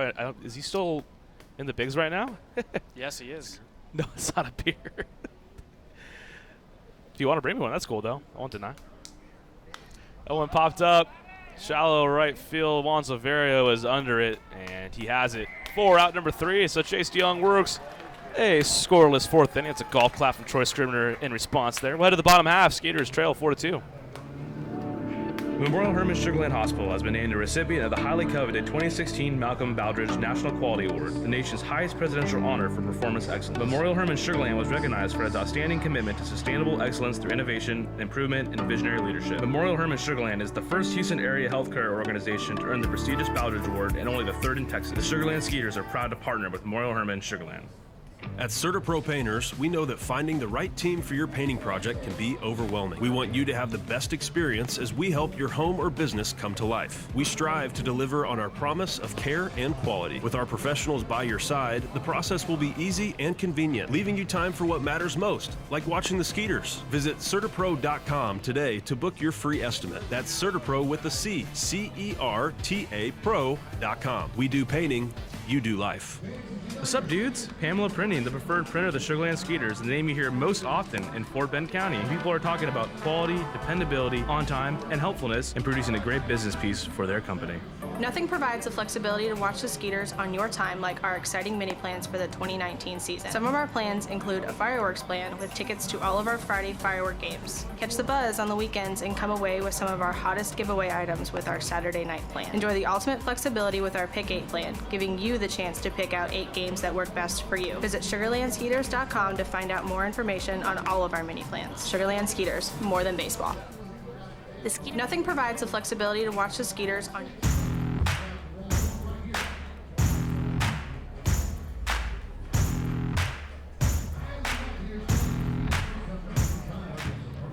Jason Martin steps on in. Ryan Posner and Skeeters right-hander Troy Scribner here. Broadcasting some baseball to you here on a Monday evening. Skeeters trailing 4-2. Although last inning, Skeeters got a pair of runs. See if we can get to Corey Riordan here. First pitch to Martinson. There we go. Line, down the line. That's fair, and into the corner. That's going to be trouble. Martinson taking the turn, going to second. He's in there standing up. Leadoff double for Jason Martinson. He's got some stupid power for a middle infielder. I mean, remember like during spring training, he was taking batting practice, and I was just sitting here with the windows closed. And these are pretty soundproof windows. Like if they're closed, you don't really hear much, but I could hear the crack. He's hitting balls like off that Texas Chili sign out there, man. He's got good hands. He's strong, quick hands. He's a good player, man. He's always solid back at, he was playing second when Jackson was here. Now he's playing mostly shortstop, and he's always solid back there. And never going to give up his at-bats either. He's a good guy to have on your side. absolutely. First pitch to Wynton Bernard is low for a ball, 1-0. So you're talking about Jesse Chavez, one of your favorite teammates. Other than Jesse Chavez, can't say his name, Chavez, who are some of the other favorite teammates you've had along the way for your career? Oh, man. There's been a lot. Let me see here. We had a good starting rotation. I mean, as sad as it is, Tyler Skaggs was an amazing teammate. Bernard lines that into left field. That's going to be a base hit. They're going to try to send Martinson home. A good throw from left field is going to get him, though, as he's tagged out. And Zach Collier there. Nice tag by Logan Moore, too. Catcher made a good play, yeah. So back-to-back hits here, though. No runs for the Skeeters. That was an absolute rocket off the bat of Wynton Bernard. So he's still at first base.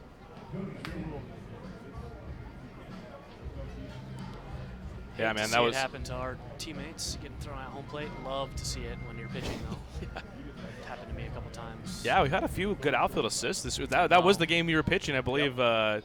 Man, Zach, who was playing right? It was G playing right field, threw a guy out on a force play at third. I don't know if I've ever seen that before. Yeah, G threw him out at third, and then Rico threw.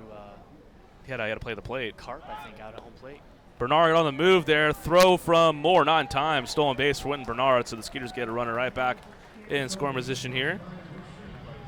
I thought when G threw that ball, I was like, oh no! Like I thought he overthrew the second baseman by a mile, and then like no, he was way ahead of us. He was going to third on that because it was like kind of a weird in between hop for Bornstein or for G in right field. I mean, yeah, that's what happened. I think the runner held up because it looked like he was going to kind of catch it. G did a good job of kind of making it look like he was going to catch it, and then he, got rid of it quick. And Jason Rogers does not run so well. Yeah. So get through. That one grounded over to Rogers. He flips it to Riordan in time, front and one. See, I'm glad you did that because I've had trouble too when like you look at me. I'm not going to win any foot races, but like when a guy's obviously not fast, I don't know how to put it nicely. Like, I guess he's not the fastest guy on the team. Yep. Try to not be too harsh, but so with 2 away, it'll be up to Anthony Jansanti to see if the Skeeters can get a run here. Led off the inning with a double, and then Jason Martinson was thrown out on a single from Wynn Bernard, and Bernard now stands on third base with 2 away.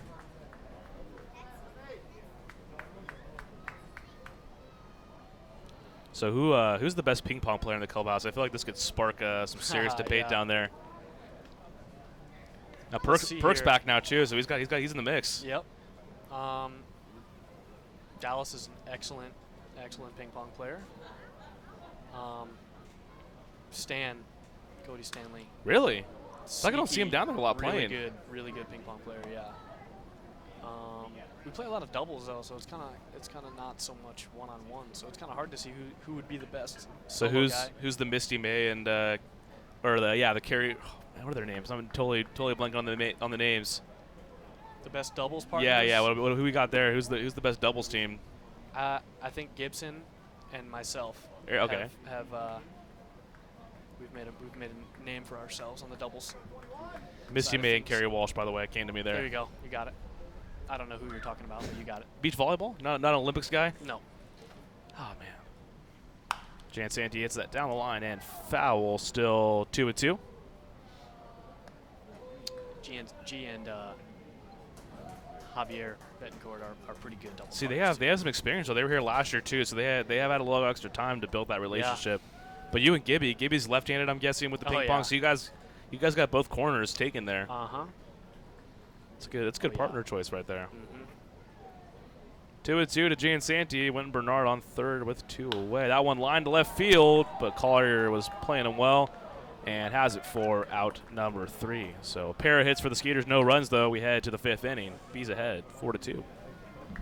Texas Farm Bureau members get free tickets to Skeeters home games every Sunday all season long. Just show proof of your membership at the ticket office to get 2 free tickets to any Sunday home game while supplies last. Visit texasfarmbureau.org/sports to learn more about this offer and other benefits associated with your membership. This offer is exclusive to Texas Farm Bureau members and is only available while supplies last. So become a member today. Texas Farm Bureau Insurance, proud sponsor of the Sugarland Skeeters. Memorial Hermann Sugarland Hospital has been named a recipient of the highly coveted 2016 Malcolm Baldrige National Quality Award, the nation's highest presidential honor for performance excellence. Memorial Hermann Sugarland was recognized for its outstanding commitment to sustainable excellence through innovation, improvement, and visionary leadership. Memorial Hermann Sugarland is the first Houston area healthcare organization to earn the prestigious Baldrige Award and only the 3rd in Texas. The Sugarland Skeeters are proud to partner with Memorial Hermann Sugarland. At CertaPro Painters, we know that finding the right team for your painting project can be overwhelming. We want you to have the best experience as we help your home or business come to life. We strive to deliver on our promise of care and quality. With our professionals by your side, the process will be easy and convenient, leaving you time for what matters most, like watching the Skeeters. Visit CertaPro.com today to book your free estimate. That's CertaPro with a C, C-E-R-T-A Pro.com. We do painting, you do life. What's up, dudes? Pamela Printing, the preferred printer of the Sugarland Skeeters, the name you hear most often in Fort Bend County. People are talking about quality, dependability, on time, and helpfulness in producing a great business piece for their company.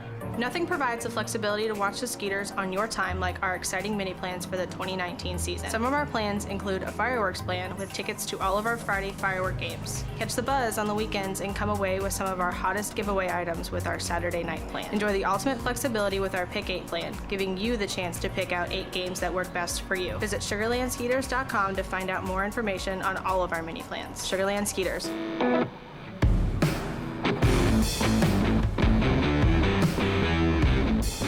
Ryan Jackson going to lead it off here, top of the 5th. Ryan Posner and Troy Scribner here. Guest broadcast partner for the evening. Former big leaguer. What was your favorite ballpark to pitch in? At the major league level, at least. LA was awesome. I mean, our home ballpark was really nice. That's a sneaky good ballpark. Yeah, it is. It is. I love playing there. I mean, I liked all of them. Seattle was super nice. Toronto, my debut was amazing. They had a lot of people at the game. They packed that house. That was really cool. I mean, my debut, I was like, oh my God, can't even count at all. Yeah, what's that like for you to make your major league debut? Are you how do you actually like think at all, or is it more just like trying to survive it and not pass out on? I mean, do you see the clip of the one guy? I think he's on the Brewers. He's like literally puked on the Adrian mound. Hauser, yeah. I played with him in the minor leagues, Adrian. He's I'm surprised you don't see that more with guys just being like, and they're kind of amped up and then nervous, yeah. Yeah. I mean, if anybody tells you they're not nervous in a big league game, they're lying to you. Yeah. But different people handle it differently. Sure. When you're, it's kind of only nerve-wracking before you start doing stuff, and then when you get the call to warm up or whatever, if you have a start or whatever you're doing, everything kind of just feels normal. You pitch and then you throw your pitches and you're like, I've done this before. And Sure. It kind of settles you down. It was tough because I had to run in from the bullpen, which I was not used to doing because I was a starter in AAA. Okay. And were you a Todd Coffey or were you a Sam Ravasio where you just walked? Do you see that guy? I don't want to put you on the spot. I won't do that. But how fast did you? How fast were you out of the bullpen? I am very self-conscious about my jog. Not the best, but I slowly jogged out and tried not to trip on that turf. That's a nightmare. Yeah. And but I made it, and I walked a lot in the infield to kind of look around and embrace it a little bit. That's what they told me to do. They were like, don't like ignore what's going on around you just because you might be nervous. It's like, look around and make sure you remember all the stuff that's happening around you, because it's an amazing experience that you're never going to have again. So I took a minute kind of when I was walking in to look around and take a breath, and it felt good to like look around and be proud of myself for a little while. And then you got on the mound, and I threw my warm-ups, and I was a little shaky, and I was nervous, and then I threw my first pitch, and I threw a strike to Kendrys Morales, and I was like, all right, let's do it. Like, this is it. You struck him out, right? First at bat. Got that in my game notes. I had to refer to that every now and then. That's a good first strikeout right there. Big time switch hitting power hitter. My lasting memory of him though is when I remember he had like the walk-off grand slam and he tore his ACL. Yeah. Going to home plate. Yep. I was like, I think it was like one of his first few years in the bigs. Yeah, he's been around forever. So. Yeah. 2-2 to Rodemaker, and he hits that a ton to right field. That one may not be coming back. Borenstein looks up, and that one is up into the Skeeters bullpen, a solo homer for Bijan Rodemaker. That's going to push that Bees lead here to 5-2 in the fifth. Do you have a lot of family out there for the debut? I mean, yeah. I feel like Toronto, Connecticut, it can't be too far of a trip. But you have to get a passport. Oh, 10 hours? Okay, yeah, it's a little bit far of a trip then. Yeah, probably more than that, actually. Yeah, my parents drove up. My dad and my mom didn't have passports, which I know is amazing that they didn't have their passports at 60 years old, but they had to go and get passports in Buffalo before they could cross the border to come to Toronto to watch. And not only that, but my girlfriend didn't have her passport either. So Kate had to drive like 8 hours to, I don't even know where she went, Oklahoma or something, to get her passport like the day before she flew to Toronto. And it was kind of a nightmare leading up to it just to get everybody situated. But then, my parents came up, my brother and his wife came up, and my best friend and a couple of my other buddies showed up, and Kate, and it was great. Yeah, I mean, I didn't really think about that. That's got to be like a tough place to have your debut because of the whole passport issue, but got here. Family made the trip out there. I know, everybody made it. Somehow we made it. And it was fun. It was a blast. Yeah. They were going to have me start in, I forget where the team was before, Cleveland, I think. But then they pushed me to Toronto, and then they pushed me out of the start, and they gave me I was going to piggyback Yusmeiro Petit. On grounder to Silverio, comes up with it over to first base in time. So yeah, what do you kind of just sparked it there? What do you think of the opener? Do you have a thought on that? I mean, that seems like this year it's being used a ton. And yeah, I don't know, man. I don't know. I mean, every year there's always something that people think is going to change baseball. It kind of doesn't really make a difference, really. If you think about it, it's just a different way to throw your pitchers in a different order, and kind of intrigued by it. I'm not gonna lie, just because it's an interesting strategy for sure. Like the concept kind of because the Angels were the team that kind of almost spawned it because it was the Rays last year. They used Sergio Romo because they were worried about Trout and Pujols' big right-handed bats, so they wanted to get him out of the way early. So there's a lot of research to show that starting pitchers, the stats between the first, second, and third time around the order are way different, especially the third time around. So that's why starters aren't throwing as long into games these days. You're getting pulled in the fifth inning, sometimes the fourth inning if you get around the lineup too fast. You get short leashes because the third time around your stats are drastically different. Oh yeah, I mean, Facing you've seen guys it 3 times. So that I think that has a lot to do with it. The more numbers to back it up. 1-2 to Mike Karp. Fastball there, called strike 3. Froze him at the knees. Nice pitch from Chase DeYoung. That's going to do it here in the 5th. One more, though, for the Bees on the Bijan Rodemaker solo homer. We head to the bottom of the 5th. Bees out in front, 5-2. Texas Farm Bureau members get free tickets to Skeeters home games every Sunday all season long. Just show proof of your membership at the ticket office to get 2 free tickets to any Sunday home game while supplies last. Visit texasfarmbureau.org/sports to learn more about this offer and other benefits associated with your membership. This offer is exclusive to Texas Farm Bureau members and is only available while supplies last. So become a member today. Texas Farm Bureau Insurance, proud sponsor of the Sugarland Skeeters. Memorial Hermann Sugarland Hospital has been named a recipient of the highly coveted 2016 Malcolm Baldrige National Quality Award, the nation's highest presidential honor for performance excellence. Memorial Hermann Sugarland was recognized for its outstanding commitment to sustainable excellence through innovation, improvement, and visionary leadership. Memorial Hermann Sugarland is the first Houston area healthcare organization to earn the prestigious Baldrige Award and only the 3rd in Texas. The Sugarland Skeeters are proud to partner with Memorial Hermann Sugarland. At CertaPro Painters, we know that finding the right team for your painting project can be overwhelming. We want you to have the best experience as we help your home or business come to life. We strive to deliver on our promise of care and quality. With our professionals by your side, the process will be easy and convenient, leaving you time for what matters most, like watching the Skeeters. Visit CertaPro.com today to book your free estimate. That's CertaPro with a C, C-E-R-T-A Pro.com. We do painting, you do life. What's up, dudes? Pamela Printing, the preferred printer of the Sugarland Skeeters, the name you hear most often in Fort Bend County. People are talking about quality, dependability, on time, and helpfulness in producing a great business piece for their company. Nothing provides the flexibility to watch the Skeeters on your time like our exciting mini plans for the 2019 season. Some of our plans include a fireworks plan with tickets to all of our Friday firework games. Catch the buzz on the weekends and come away.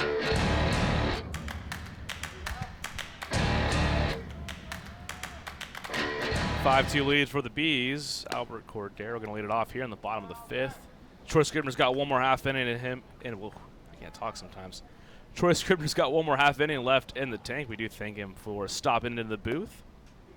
I'll be back. Oh yeah, that's good. This is fun. I like doing this. Yeah, man, you got a good view. Got the AC. I got the box. I'm a sweater, so I got the box fan blowing on me all day long. Yeah, that's nice. Especially when we had to pull the tarp on the field earlier today. It like poured for like 15 minutes. Like just unbelievably hard rain. Like the field was almost underwater. Yeah, and then Texas is fun, man. It is. It keeps you on your feet. I went in for a strike to Cordero, 3-1.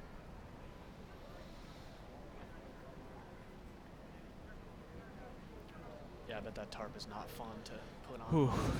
Man, it ruins me sometimes. That one line into right field. That's a base hit. Did you have to, I mean, I'm guessing in college out in Connecticut, you had to pull the tarp on the field, or did you guys have a ground screw? You know what's funny? We played our college games at Harbor Yard in Bridgeport. Oh, so you played where the Bluefish played? Yep, that was our home field, Uh-huh. quote unquote.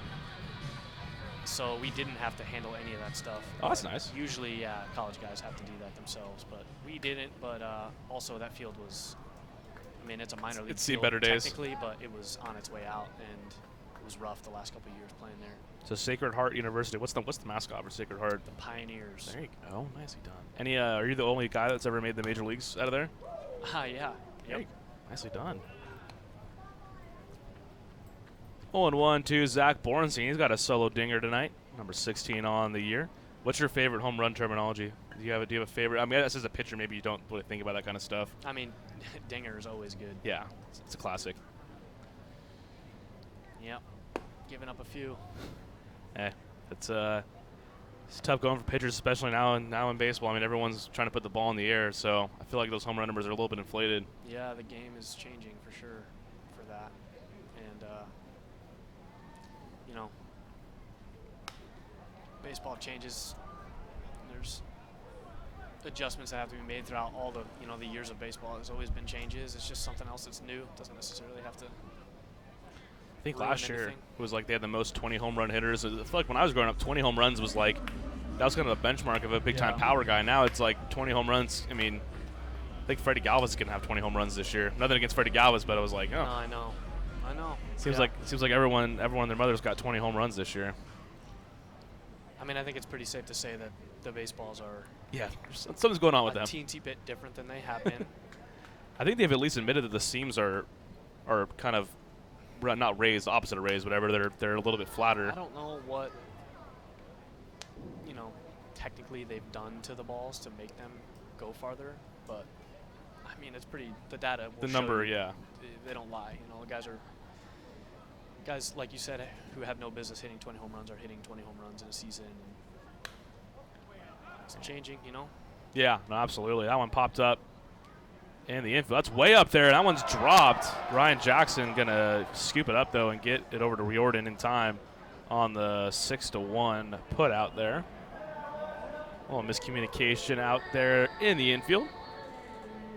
So Peterson will trade spots with Cordero with 2 away. All right, man, you got one more out here. Any more special shout-outs you want to give out before you head on out here? Hi, Mom. There you go.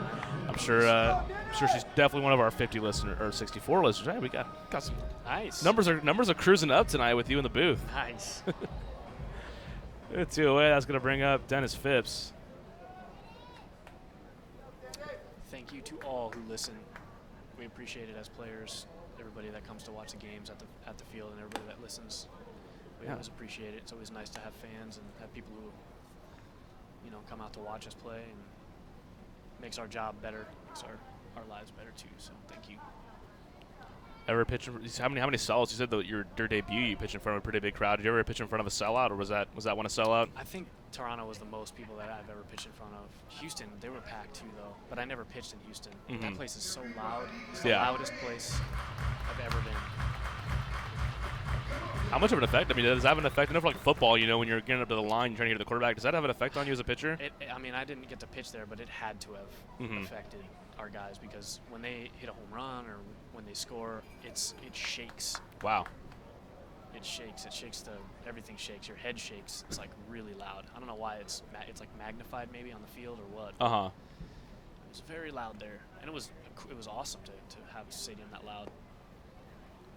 That one drops in for a ball. I remember a game at Dodger Stadium covered there, and Yasiel Puig had like a walk-off single in that place. I mean, it's a little bit of an older building, so it was shaking. And I'm like, are we good up here? Like, I was a little nervous. Did you ever get to play that at Dodger Stadium? No, I never got to go there, but that's a classic stadium for sure. It's kind of cool because it's got like the canyon backdrop, but it's really right in the middle of downtown too. That one's a rocket. Backhanded stop from Jackson. He goes the short way there. It was a nice play in time. For out number 3, well, that's going to do it here in the 5th. That's going to do it for Troy Scribner. We do thank you for joining us, giving us some extended time and some insight into the mind of a former big leaguer. Yeah, man. I'll be back. This was fun. Thanks for having me. Love to hear it. We'll be back for the top of the 6th inning. Skeeters trail the Bees 5-2. At CertaPro Painters, we know that finding the right team for your painting project can be overwhelming. We want you to have the best experience as we help your home or business come to life. We strive to deliver on our promise of care and quality. With our professionals by your side, the process will be easy and convenient, leaving you time for what matters most, like watching the Skeeters. Visit CertaPro.com today to book your free estimate. That's CertaPro with a C, CERTA Pro.com. We do painting, you do life. What's up, dudes? Pamela Printing, the preferred printer of the Sugarland Skeeters, the name you hear most often in Fort Bend County. People are talking about quality, dependability, on time, and helpfulness in producing a great business piece for their company. Nothing provides the flexibility to watch the Skeeters on your time like our exciting mini plans for the 2019 season. Some of our plans include a fireworks plan with tickets to all of our Friday firework games. Catch the buzz on the weekends and come away with some of our hottest giveaway items with our Saturday night plan. Enjoy the ultimate flexibility with our Pick 8 plan, giving you the chance to pick out 8 games that work best for you. Visit SugarlandSkeeters.com to find out more information on all of our mini plans. Sugarland Skeeters, more than baseball. The Skeeter Buddies Kids Club create countless memories that will last a lifetime for kids ages 4 through 12. With 2 packages that are sure to meet your budget, the Skeeter Buddies Kids Club, sponsored by Meadow and Sugar Mill Montessori Schools, offer exclusive moments, such as batting and pitching lessons with players and front-of-the-line privileges or kids run the bases on Sunday funding. For more information, visit SugarlandSkeeters.com. Sugarland Skeeters, more than baseball. Hello, Houston. Tomorrow's here. Time for an energy company that does more than just sell electricity, and that's Constellation. We offer electricity plans that include protection for your air conditioning. If something goes wrong, we'll fix it, and you pay nothing for covered parts and labor. Visit constellation.com/getmore or call 888-921-MORE to learn how all of this is included in one great electricity rate. Certain restrictions apply. Visit constellation.com or speak to a care representative for details. PUC 10014.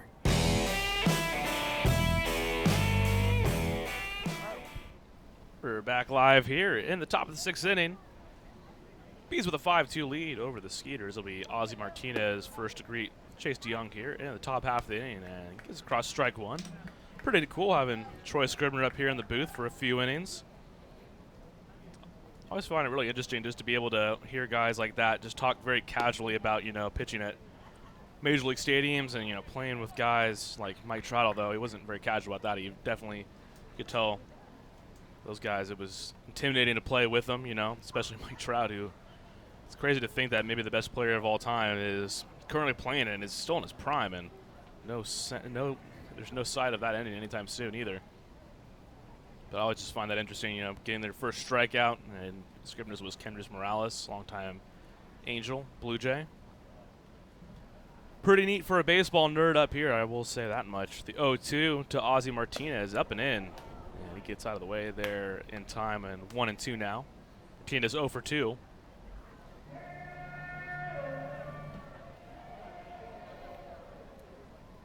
Take a peek at Chase DeYoung's pitch count here as we get into the 6th inning. It's pitch number 89 of the night there, and pitch number 90 is a strikeout as Martinez lost the bat there on the swing. And out number 1, DeYoung picks up strikeout number 5 on the evening.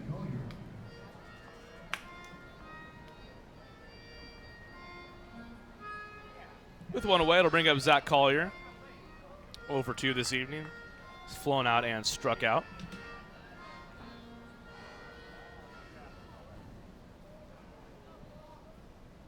Got some bodies getting loose there in the Skeeters bullpen. Nobody warming up just yet. That one grounded sharply to DJ Peterson. Makes a nice stop there. Gets to the bag himself in time. Quickly 2 away here in the 6th.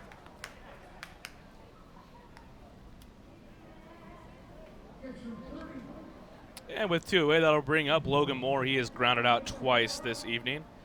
Been a nice play on an outfield assist from Collier, the man who just grounded out. Got Jason Martinson for out number 3 back. Where did that? It came back in the 4th inning. Playing a little catch up here.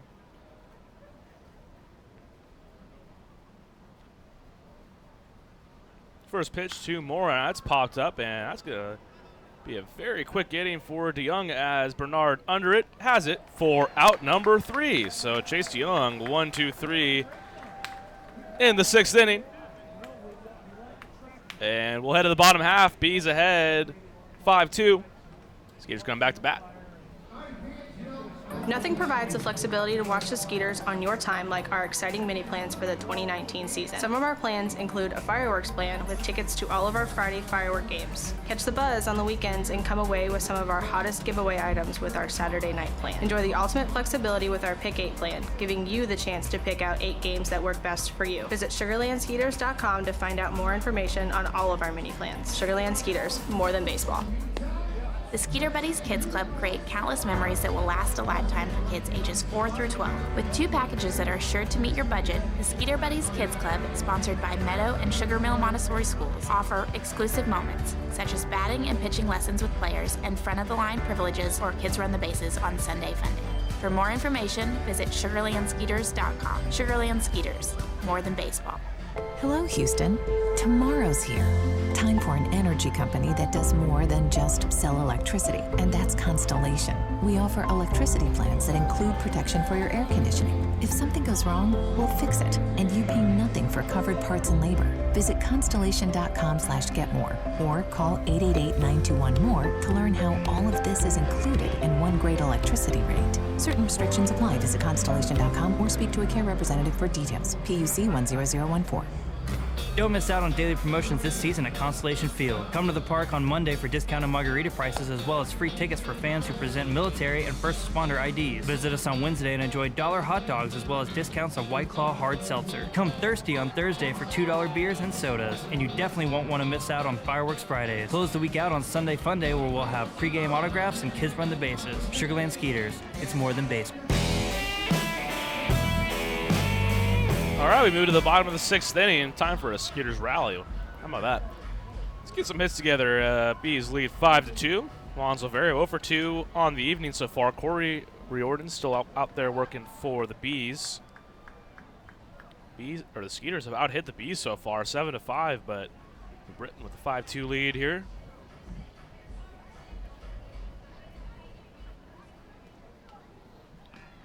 This is part of the order that nearly got the Skeeters a few runs last time it came through in the 4th. Jason Martinson on deck had a double. It was followed by Winton Bernard's single, and Martinson was cut down at the plate. That one's a first pitch strike to Silverio, 0-1. Silverio finds himself in the top 10 in a plethora of categories here in the Atlantic League. He's alone in second now with 5 triples. He had a 2-run triple back on Friday night. 5 triples for him on the year.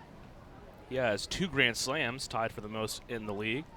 He is 4th with 61 runs, 4th with 114 hits, and 7th with 38 extra base hits. The 1-1 to Silverio. Taken outside, called a strike, 1-2. And Silverio swats his hand toward the TrackMan radar there on the roof here at Constellation Field.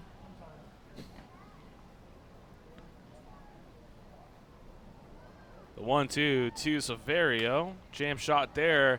Foul territory. Rogers gives it a look, but not going to have a play as that's just past the Skeeters dugout. So still 1-2. Silverio and Phipps. 2 of the few Skeeters who have been here all season long. Cody Stanley, Anthony Giansanti, and Albert Cordero, also in the lineup tonight, have been here since spring training. A lot of shuffling around the roster, and the Skeeters have done it well. Pete Gavilia has kept this team winning games, even though the roster is kind of an Avenger on a daily basis, and we lost another player yesterday. Nick Rumblo had his contract purchased by the Mets. 13th player of the year purchased by an affiliated team, and then the 16th total player when you factor in the Mexican League. I mean, even had guys like Joe Lionheart, who was fresh out of college, did not get drafted, made a few appearances with the Skeeters, got picked up by the Royals. He's out there in short season A. 2-2 pitch. Silverio reaches for that one out in front, and strike 3, out number 1.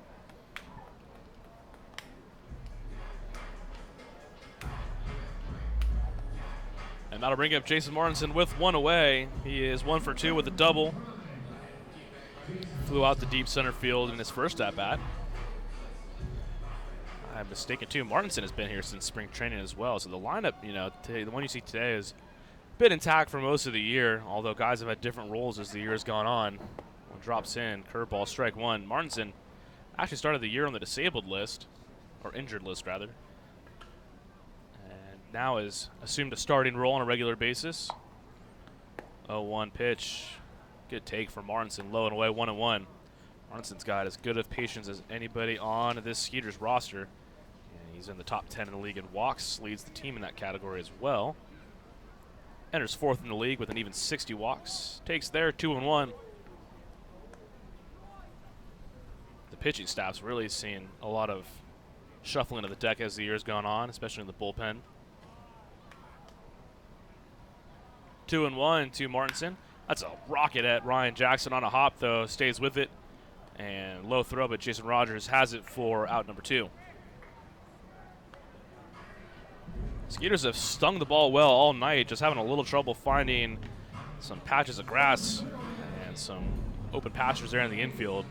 Win Bernard 1 for 2. He singled and looked like he may have had an RBI, but a nice throw from The left fielder, Zach Collier, outfield assist, has kept the Skeeters at bay with 2 runs so far. Bees lead 5-2. There are 2 away here in the bottom of the 6th. First pitch to Bernard, looping curveball, and it was a hanger. That's going to take Darren Ford back to the warning track, the deepest part of the park, and has it in left center field, right in front of the Pamela printing sign for out number 3. So the Skeeters continue to strike the ball well, but go down in order here in the 6th. We head to the 7th. Bees on front, 5-2. Texas Farm Bureau members get free tickets to Skeeters home games every Sunday all season long. Just show proof of your membership at the ticket office to get 2 free tickets to any Sunday home game while supplies last. Visit texasfarmbureau.org/sports to learn more about this offer and other benefits associated with your membership. This offer is exclusive to Texas Farm Bureau members and is only available while supplies last. So become a member today. Texas Farm Bureau Insurance, proud sponsor of the Sugarland Skeeters. Memorial Hermann Sugarland Hospital has been named a recipient of the highly coveted 2016 Malcolm Baldrige National Quality Award, the nation's highest presidential honor for performance excellence. Memorial Hermann Sugarland was recognized for its outstanding commitment to sustainable excellence through innovation, improvement, and visionary leadership. Memorial Hermann Sugarland is the first Houston area healthcare organization to earn the prestigious Baldrige Award and only the 3rd in Texas. The Sugarland Skeeters are proud to partner with Memorial Hermann Sugarland. At CertaPro Painters, we know that finding the right team for your painting project can be overwhelming. We want you to have the best experience as we help your home or business come to life. We strive to deliver on our promise of care and quality. With our professionals by your side, the process will be easy and convenient, leaving you time for what matters most, like watching the Skeeters. Visit CertaPro.com today to book your free estimate. That's CertaPro with a C, C-E-R-T-A Pro.com. We do painting, you do life. What's up, dudes? Pamela Printing, the preferred printer of the Sugarland Skeeters, the name you hear most often in Fort Bend County. People are talking about quality, dependability, on time, and helpfulness in producing a great business piece for their company. Nothing provides the flexibility to watch the Skeeters on your time like our exciting mini plans for the 2019 season. Some of our plans include a fireworks plan with tickets to all of our Friday firework games. Catch the buzz on the weekends and come away with some of our hottest giveaway items with our Saturday night plan. Enjoy the ultimate flexibility with our Pick 8 plan, giving you the chance to pick out 8 games that work best for you. Visit SugarlandSkeeters.com to find out more information on all of our mini plans. Sugarland Skeeters, more than baseball.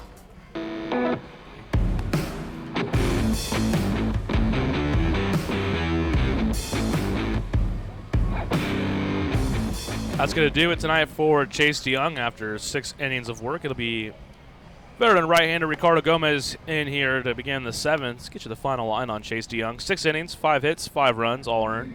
2 walks, 5 strikeouts. See if the Skeeters can get him off the hook here. Ricardo Gomez enters with pretty good numbers, especially against right-handers. He's been unhittable. On the season, 1-0, a 1.48 ERA, 23 appearances, 30 1/3 innings pitched, and 35 strikeouts to just 8 walks in that span. He has been a key member of this Skeeters bullpen. Gonna get a lefty there, a switch hitter rather, and Randall Moreno. First pitch low and away for a ball. Looking for a jarring stat. Righties, 3 for 60 against Gomez this year, and it's gonna be Moreno and then 2 righties, and Darren Ford and Ryan Jackson. One line foul down the right field side, 1-1. If you're curious, that is a .060 average for righties against Ricardo Gomez this year. 41 years old.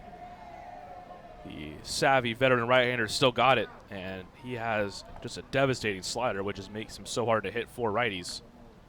Works inside there to Moreno, low and in, 2-1. And Pete Gavilli was telling me what makes him so special, too, is you can see there, he's got kind of a 3/4-ish arm slot, and he throws in the low 90s from there, which a lot of guys, who use that 3/4 arm slot don't necessarily throw that hard. They maybe rely more on movement, and trust me, Ricardo Gomez's ball, I can promise he has a ton of movement on it, but the fact that he can dial it up there out of that arm slot is pretty unique. That one popped up right side. DJ Peterson under it, calling off Juan Silverio, and has it in foul territory for out number 1.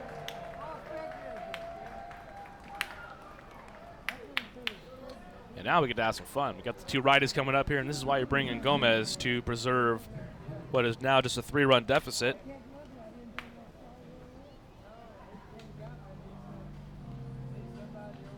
Darren Ford tonight 0 for 2 has struck out and grounded out.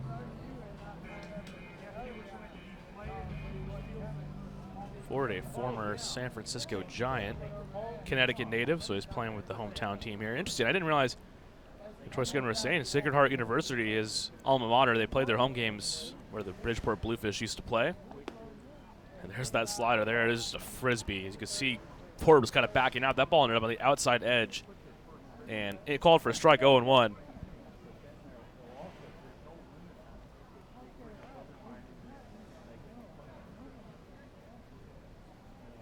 And goes right back to that frisbee slider and swung on a miss, flail by 4, 0-2.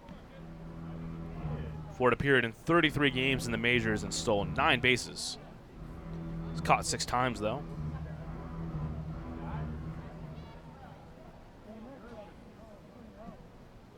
Quickly down 0-2, and Ricardo Gomez has got the slider working tonight. Goes right back to it there. Ford able to foul it right back. Still 0-2. For the Skeeters, next inning is going to be the bottom third of the order. Cody Stanley, Anthony Jansanti, Albert Cordero. That's a pretty good bottom third of the order. And if I maybe just get to a guess here, that's kind of, I think, why Pete shuffled the lineup around a little bit today. Kind of getting guys in different spots of the order, because that is a potent 7, 8, 9 part of the lineup there.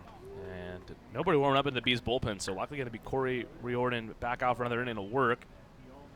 0-2 pitch upstairs for a ball. Nice way by Gomez to change the eye level there. 1-2. You see why the Bees may not want to go to the bullpen. We touched on it in last night's game. Bees entered with the second worst bullpen ERA in the Atlantic League.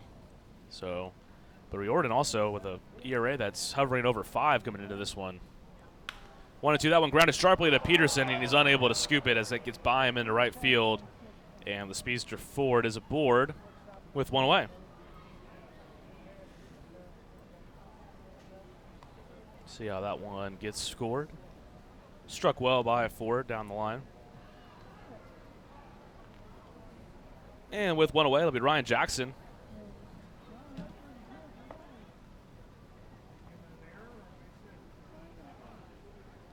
Jackson so far tonight 0 for 2, walked and scored back in the first inning on the 3-run double from Mike Karp. On the move is Ford, first pitch. Stanley's throw is going to be off Ford and into left field, but not too far as he'll have to hold there. So a stolen base for Darren Ford, and that breaks a tie for third place in the Atlantic League as Ford now is 32 on the year. Rico Noel back to 4th with 31. I want to imagine Ford or Noel will be at 31 for too much longer. Had 2 stolen bases last night. Ford getting a second to recollect himself. That one hit right off him on the throw from Cody Stanley.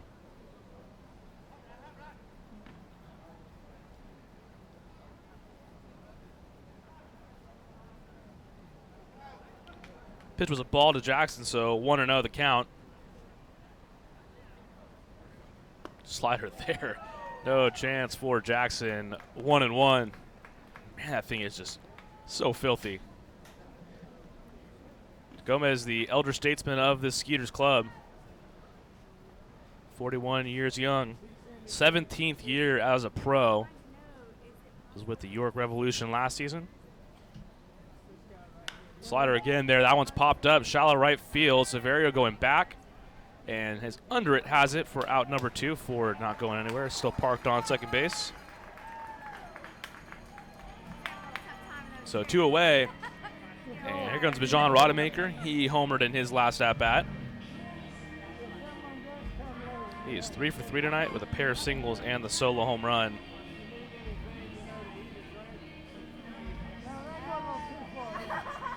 And going back, they gave Peterson an error on the ball down the line. Rodemaker, who I think I touched on it last time the Bees were in town, he's got a little bit of an Anthony Rizzo in him with the way he stands. He's got a open stance, very straight up. Hands kind of just right out in front of him.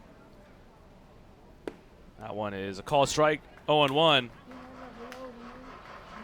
Home run number 13 for Rodemaker in his last at bat. We've seen 2 balls. The wind is howling in from right field tonight, but 2 balls have left. One into the ice house, Bud Light Ice House from Zach Bornstein, and Rodemaker's more to straightaway right field into the bullpen there for the Skeeters. 0-1. Nice backdoor slider there. Catches his zone 0-2. Gomez, you know, he's kind of like Brian Rivera, man. That's his go-to pitch. He's going to keep throwing that slider, but moves like that, why go to anything else? That thing has got a lot of tilt to it. Quickly down 0-2 is Rodemaker, 2 away. The runner on second, Darren Ford.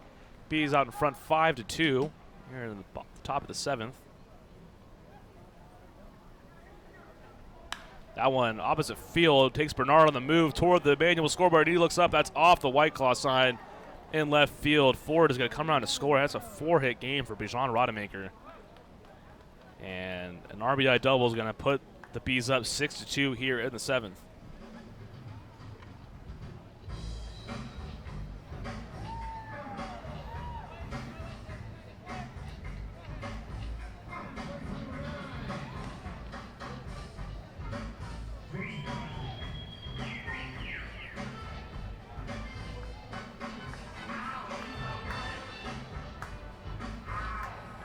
Rodemaker passing his batting gloves off to the first base coach. I'll bring up Jason Rogers with 2 away.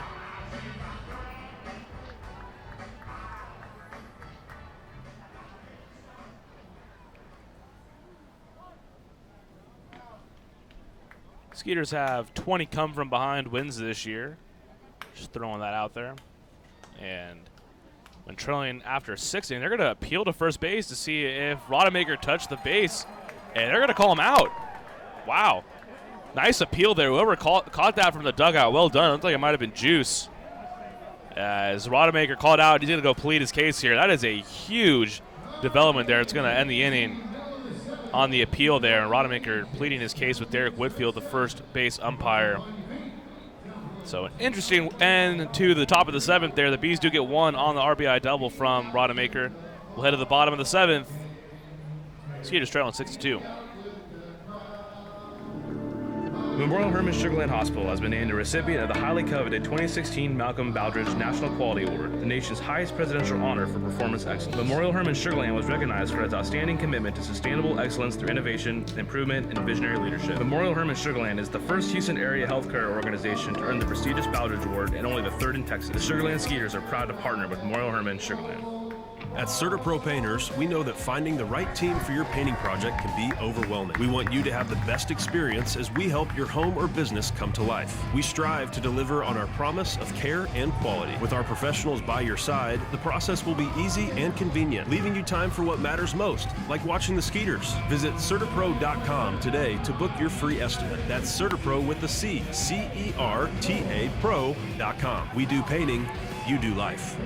What's up, dudes? Pamela Printing, the preferred printer of the Sugarland Skeeters, the name you hear most often in Fort Bend County. People are talking about quality, dependability, on time, and helpfulness in producing a great business piece for their company. Nothing provides the flexibility to watch the Skeeters on your time like our exciting mini plans for the 2019 season. Some of our plans include a fireworks plan with tickets to all of our Friday firework games. Catch the buzz on the weekends and come away with some of our hottest giveaway items with our Saturday night plan. Enjoy the ultimate flexibility with our Pick 8 plan, giving you the chance to pick out 8 games that work best for you. Visit SugarlandSkeeters.com to find out more information on all of our mini plans. Sugarland Skeeters, more than baseball. The Skeeter Buddies Kids Club create countless memories that will last a lifetime for kids ages 4 through 12. With 2 packages that are sure to meet your budget, the Skeeter Buddies Kids Club, sponsored by Meadow and Sugar Mill Montessori Schools, offer exclusive moments, such as batting and pitching lessons with players and front-of-the-line privileges or kids run the bases on Sunday Funday. For more information, visit SugarlandSkeeters.com. Sugarland Skeeters, more than baseball.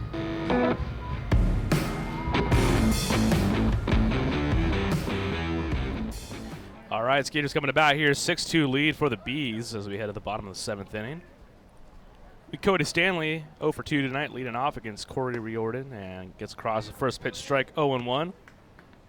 I hate when I don't check my phone during the broadcast and I'm pelted with messages. I guess Troy Scribner's mic was a little bit low. I hope you're able to hear some of that at least, but next time we have him in the booth, we'll make sure we get him up a little bit louder there on the volume. So apologies if that was not as audible as we would have hoped, but there's a lot of good stuff going on in our little chat we had throughout the game tonight. That one lined into left field.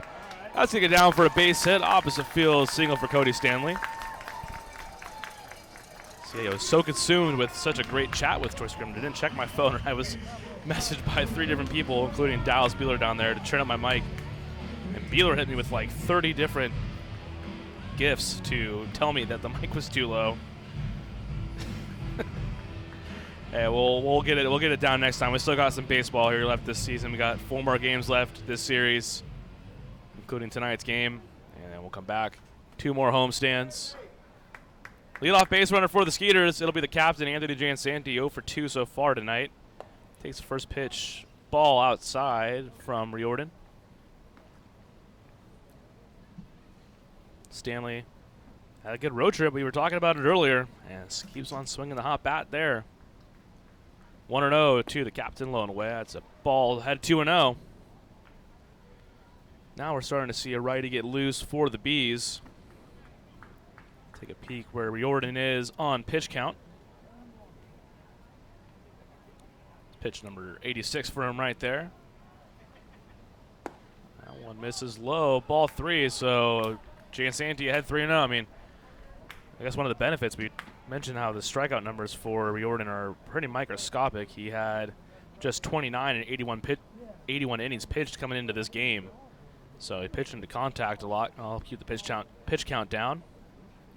3-0, Jansanti taking all the way. That fastball is on the outside edge for a strike, 3-1. Relying a lot more on his defense. That's why stats like fielding independent pitching, sabermetric people out there, that's a good stat to look at. Kind of gives you a little more context. That one misses low. Jansanti aboard with the walk there. Runners on first and second now to open up the bottom of the 7th inning.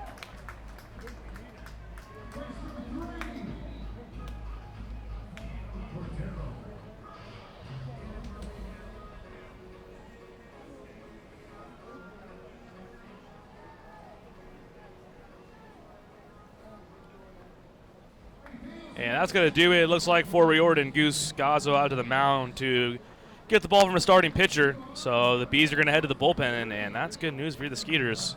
That's where they got the Bees last night. And Riordan having some parting words on his way back to the dugout. We'll get back here in just a moment. Skeeters trail the Bees 6-2. They got runners on first and second, nobody away here in the bottom of the 7th. Memorial Hermann Sugarland Hospital has been named a recipient of the highly coveted 2016 Malcolm Baldrige National Quality Award, the nation's highest presidential honor for performance excellence. Memorial Hermann Sugarland was recognized for its outstanding commitment to sustainable excellence through innovation, improvement, and visionary leadership. Memorial Hermann Sugarland is the first Houston area healthcare organization to earn the prestigious Baldrige Award and only the 3rd in Texas. The Sugarland Skeeters are proud to partner with Memorial Hermann Sugarland. At CertaPro Painters, we know that finding the right team for your painting project can be overwhelming. We want you to have the best experience as we help your home or business come to life. We strive to deliver on our promise of care and quality. With our professionals by your side, the process will be easy and convenient, leaving you time for what matters most, like watching the Skeeters. Visit CertaPro.com today to book your free estimate. That's CertaPro with a C, C-E-R-T-A Pro.com. We do painting, you do life. What's up, dudes? Pamela Printing, the preferred printer of the Sugarland Skeeters, the name you hear most often in Fort Bend County. People are talking about quality, dependability, on time, and helpfulness in producing a great business piece for their company. Nothing provides the flexibility to watch the Skeeters on your time like our exciting mini plans for the 2019 season. Some of our plans include a fireworks plan with tickets to all of our Friday firework games. Catch the buzz on the weekends and come away with some of our hottest giveaway items with our Saturday night plan. Enjoy the ultimate flexibility with our Pick 8 plan, giving you the chance to pick out 8 games that work best for you. Visit SugarlandSkeeters.com to find out more information on all of our mini plans. Sugarland Skeeters, more than baseball. The Skeeter Buddies Kids Club create countless memories that will last a lifetime for kids ages 4 through 12. With 2 packages that are sure to meet your budget, the Skeeter Buddies Kids Club, sponsored by Meadow and Sugar Mill Montessori Schools, offer exclusive moments, such as batting and pitching lessons with players and front-of-the-line privileges for Kids Run the Bases on Sunday Fun Day. For more information, visit SugarlandSkeeters.com. Sugarland Skeeters, more than baseball.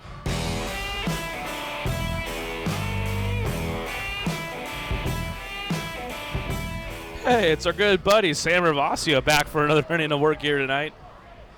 Nobody down. Bees do lead 6-2 here in the bottom of the 7th inning. Runners on first and second, and Ravasio last night made his first appearance of the series. Did not record an out. Allowed a hit, walk 2, and also balked in a run. Skeeters played a run off him, although he inherited a few runners that also scored as well. Not a good outing for Ravasio yesterday. 4-5, a .432 earned run average. 39 appearances on the year. First pitch, Cordero lines that through for a base hit into right field. They're going to hold Stanley at third, so the bases are going to be juiced here with nobody down. Skeeters got something cooking here in the bottom of the 7th inning.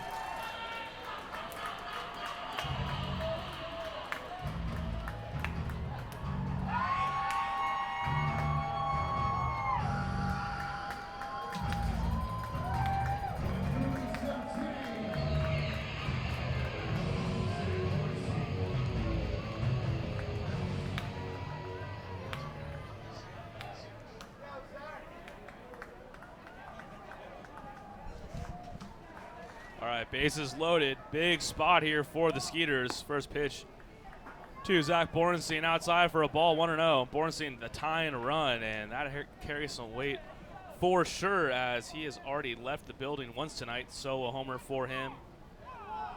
And they're going to call another balk, and Goose Gazzo is coming out in a hurry.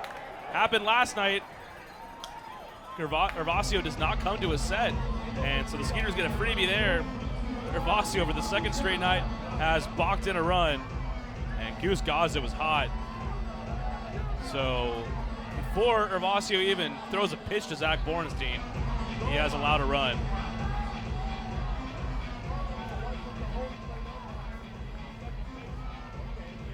I'm going to be surprised if we don't see an ejection here. Somebody wants one. Gervasio being held back by his teammates. So at the moment, it is now a 6-3 Bees lead. And runners at second and third, nobody out.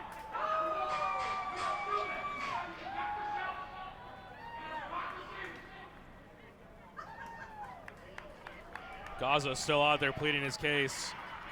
I mean, this is deja vu at its finest for Gervasio. First pitch to Cordero, lined into right field for a base hit. Then before he even pitches a ball to Borenstein, he balks. And kind of interesting that Gazzo would go back to Gervasio after last night. It was not a good outing for him, and he is hot as he works his way back to the Bees dugout. I don't believe he got ejected.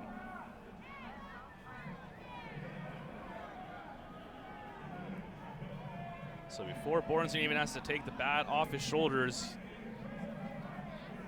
got to run in. He stole the tie and run. The Skeeters trail 6-3.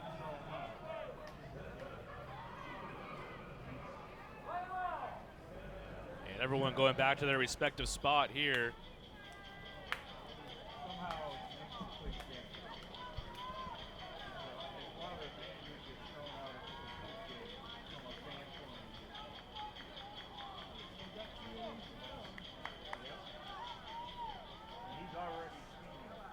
So here we go. Let's reset it now. 1-0 the count of Borenstein. And runners on second and third. Nobody down. Skeeters with a good chance to get right back in this one. Borenstein had a pitch to rip out there, just a bit out in front, 1-1.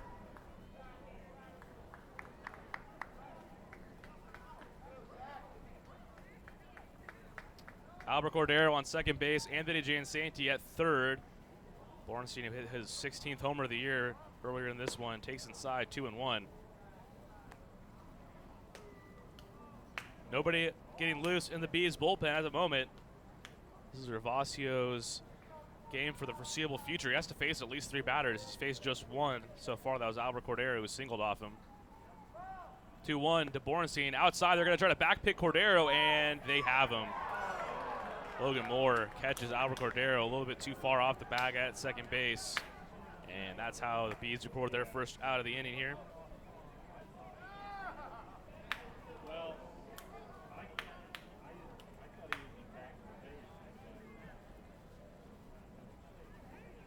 So the tying run is vanquished now. Borenstein can at least put the Skeeters within 1 with a long ball. The wind's still blowing in really hard from right field. It's astonishing that Borenstein was able to get one out to right center. That is a tough place to hit it, even when the wind isn't blowing in this hard, but he did it. That one's fouled straight back, 2-2. One goes all the way back down to the field. Man, you got Gervasio on the ropes here. You really hope he can get at least one more out of this rally. The Skeeters scored 2 in the third, scored 1 more here in the 7th on the balk from Gervasio. And he comes set. That one outside for a ball. So Borenstein going to work the walk there. A 1-out walk from the Borenstein Bear. Runners in the corners now, and that will bring the tying run to the plate once again, this time in the form of DJ Peterson.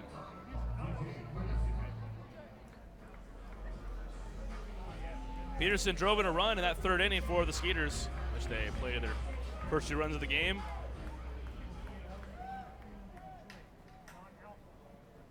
So runners in the corners, big hole on the right side with Randall Moreno shifted way toward the bag there at second base. First pitch to Peterson taken for a strike on the inside part of the plate. Peterson, 4 home runs already in the month of August. That's tied for the 4th most of any player in the Atlantic League. He's in just 366 over his last 11. That's pretty good, right? He's reached safely in all 11 games, and now he's reached safely in 12 straight. Swung on a miss there as Hervasio gets the breaking pitch on the outside part of the plate. 0-2. Jansanti at third. Bornstein aboard with a walk. Peterson down 0-2 here. Dennis Phipps on deck. Skeeters trailing 6-3. The 0-2. Peterson swung on a miss as Hervasio picks up the strikeout there on 3 pitches for out number 2. So it'll be up to Dennis Phipps here to pick it up for the Skeeters. Inning started with 3 straight base runners and then a balk to boot as well, but then Albert Cordero picked off on a back pick at second base. And D.G. Peterson with a strikeout there, second out of the inning. He's got a lefty warming up in the pen. It appears that is Daniel Gibson. Phipps calls for time before he steps in the box here. Phipps, 19 home runs, 61 RBIs. Both lead the Skeeters. His 19 homers are tied for second in the league. Hervasio comes set, and only the way that Sam Hervasio can, with his hat tilted completely sideways.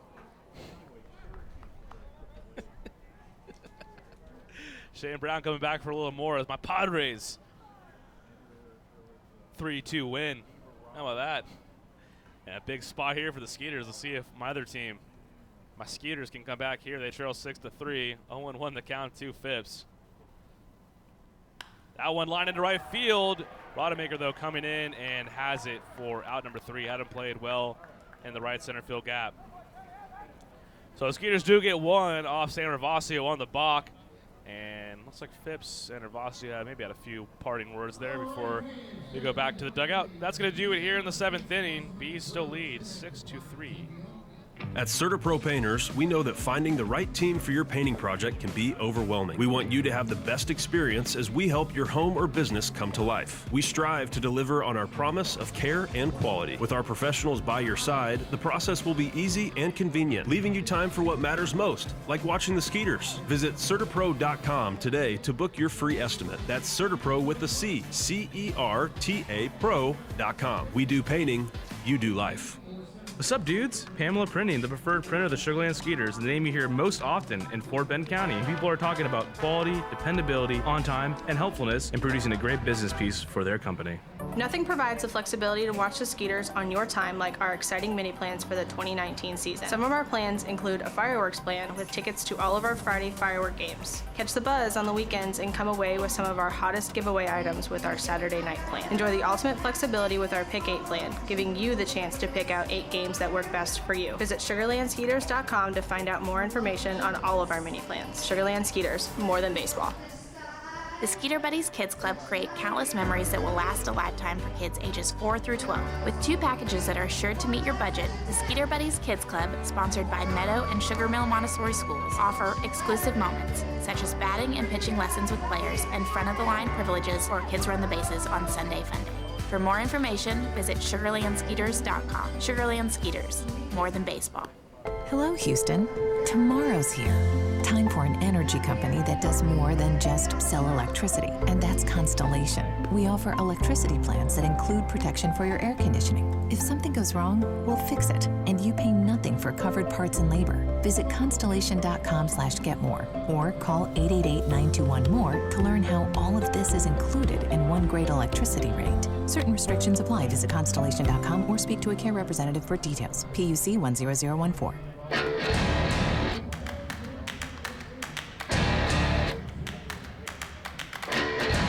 Daniel Gibson's going to get the rock here in the top of the 8th inning. Gibby has made himself just a big-time asset in the back end of the Skeeters bullpen since joining the team. From the Rockers, he is 1-2 with a 1.74 ERA and 23 appearances with the Skeeters. So Jason Rogers is going to lead it off. If you do recall, Oh my goodness. Chris Hill just dropped off a full. Those aren't all for me, are they? Okay, they're his funnel cake fries. Those things are, oh my goodness. If you are at Constellation Field or you're planning a trip, if you don't get funnel cake fries, that is just bad on you, because that you're missing out. Oh, he says I can have one. Okay. All right, I'm going to have one. If you're into, what is it, the ASM, ASR, or whatever, when people like chew and like the silent sounds, you have no idea what you're talking about. Am I on? Uh-huh. Okay, yeah, I have no idea what you're talking about. And we're not putting the camera, for fans at home, we will not put the camera on Ryan eating anything ever again. We got a double. Jason Rogers gave that one a ride off the WellCare Texan plus sign, so a leadoff double for Jason Rogers. Those are so good. You guys just got those two. Those were hot. Right off the grill. Well, the funnel cake fries were good. That not so good. Jason Rogers leads it off with a double.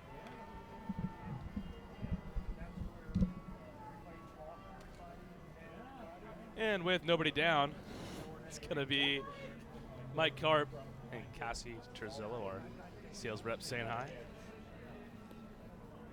Mike Karp had a 3-run double back in the first inning. Karp, who's from an interesting town in Southern California. Chris, I'm sure, well, your headphones are off, but you can just nod here. Seal Beach. I know when you were down there in Orange County, actually, believe it or not, that is an actual city. It's called Seal Beach. Like, they have their own police department. They have their own mayor. Looks like you got some Seal Beach memories for us. No Seal Beach memories, but I know the town you're talking about. Yeah. Mike Karp from that area. It's a nice area. Jammed right there, fouls it back off the net, 1-1. It's been an interesting game. We've had an appeal at first that was Skeeters got, but John Rodemaker didn't touch first base, according to the umpires, on his way to second on a double. And for the second straight night, the Bees have balked in a run. I can't remember the last time I've seen a balk equal a run, watching a lot of baseball. It's happened in back-to-back nights.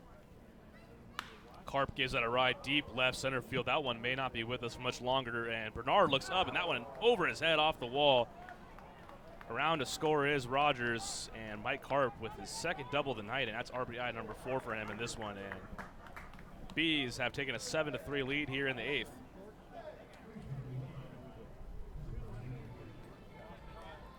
The middle of the Bees order has had its way tonight with the Skeeters, unfortunately. John Rodemaker has 4 hits, has driven in 2 runs, and Mike Karp now with a 4 RBI game, 2 doubles. It'll be Ozzy Martinez now with nobody down. The runner on second is Mike Karp. Nobody warming up in the Skeeters bullpen at the moment. It's Daniel Gibson's game here, the 1-0. Backdoor breaking ball in for a strike. 0-1. Again, apologies. We had Troy Scribner on early in the broadcast, and I was so entranced with our conversation, I didn't look at my phone, and I had my phone blown up by one Dallas Beeler and Tyler Stam as well, as Ozzy Martinez lines that foul. We did not have Troy's mic up to snuff. It was not close enough to his face, but I hope you guys got bits and pieces of that. 0-2 the count to Ozzy Martinez.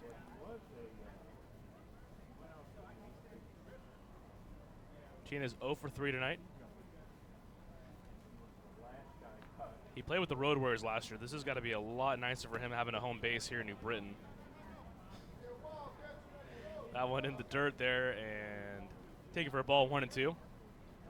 Martinez played for the Marlins back when they were still the Florida Marlins. Fun fact. I don't know if it's that fun of a fact. It's just a fact. Although, I used to always get a kick out of watching Pro Player Stadium when they'd have, I don't know if it was called Pro Player Stadium up until the end, but somebody hit a home run to the left field seats, and no one sat out there. That one skied to left field. In comes Bernard on the run, is not going to be able to get it. Nice deke, though, by Bernard. It's got a whole carpet at second base, but no one would sit in left field. And so somebody would hit a home run, and like 15 minutes later, you see somebody run over to get the ball and celebrate with it. Good times. Chris Hill has so much discontent. Or I can't tell if there's content because he's eating his funnel cake fries or discontent. And so runners on first and second now, nobody down. Unfortunately, Marlins Park has not gotten that many more visitors. Yeah, looks like we're getting a pinch runner at second base for Mike Karp. Appears to be Jared James. And my eyes do not deceive me. That is Jared James pinch running for Mike Karp. Now, I might be off here. If you pinch run for your DH, do you lose a DH? It's a question that I ponder. Chris is shaking his head yes, so I wonder if the Bees are just expecting that part of the order not to come back up again. Got us a pitcher sitting here in the Atlantic League on National League Baseball. Square into bunts, Collier, he gets a good one down, only played at first base, and they get him by a step. Juan Silverio covering the bag, so score that one 1-4 in your scorebook. Out number one, runners do advance.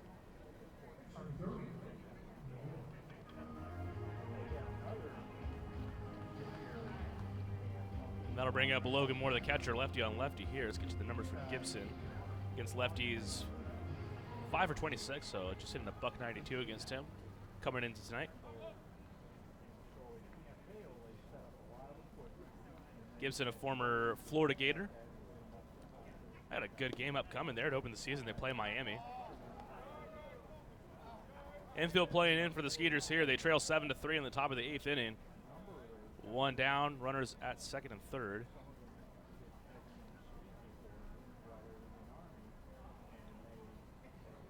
Moore 0 for 3 tonight, has grounded out twice and has flown out to left field.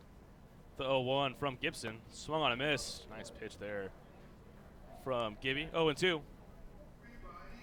Gibson started the year with Double-A Jackson and went over to High Point for the Rockets for a bit, then was acquired by the Skeeters a little bit before the first half ended for a player named later. He was actually selected to the Atlantic League All-Star game, elected not to go, but one of the Skeeters All-Stars representatives nonetheless.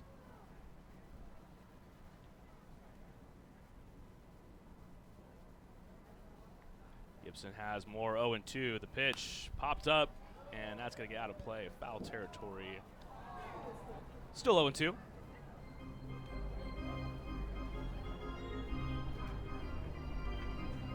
This is Moore's 9th season of pro ball and his first in the Atlantic League. Spent 2018 with AAA Lehigh Valley Iron Pigs, the Phillies AAA affiliate. 0-2. In the dirt, nice block from Cody Stanley is going to keep Jared James there at third. So 1-2 now the count. Something interesting. I'm definitely going to have to take note of that. I mean, if you pinch run for your DH, which Mike Karp was, that should vacate the DH position. Let's hope that spot doesn't come back up in the order, though, for the Skeeters' sake. Infield still in, 1-2, the count to Logan Moore. Went outside. James with a big secondary lead. He scurries back into third base, still 2-2. Approaching 9:30 here. Beautiful Constellation Field. Be going back at it 7:05 p.m. tomorrow night. It's going to be righty Mike Housechild going for your Skeeters and righty Devin Burt for the Bees. 2-2 again, and Moore chops at to Peterson. James got a good jump, though, and he is going to score it, and that is why he was pinch running, it looks like. And that's going to push the Bees' lead to 8-3 as James read that off the bat. It was not hit all that hard toward DJ Peterson, so only one play there. 2 away now.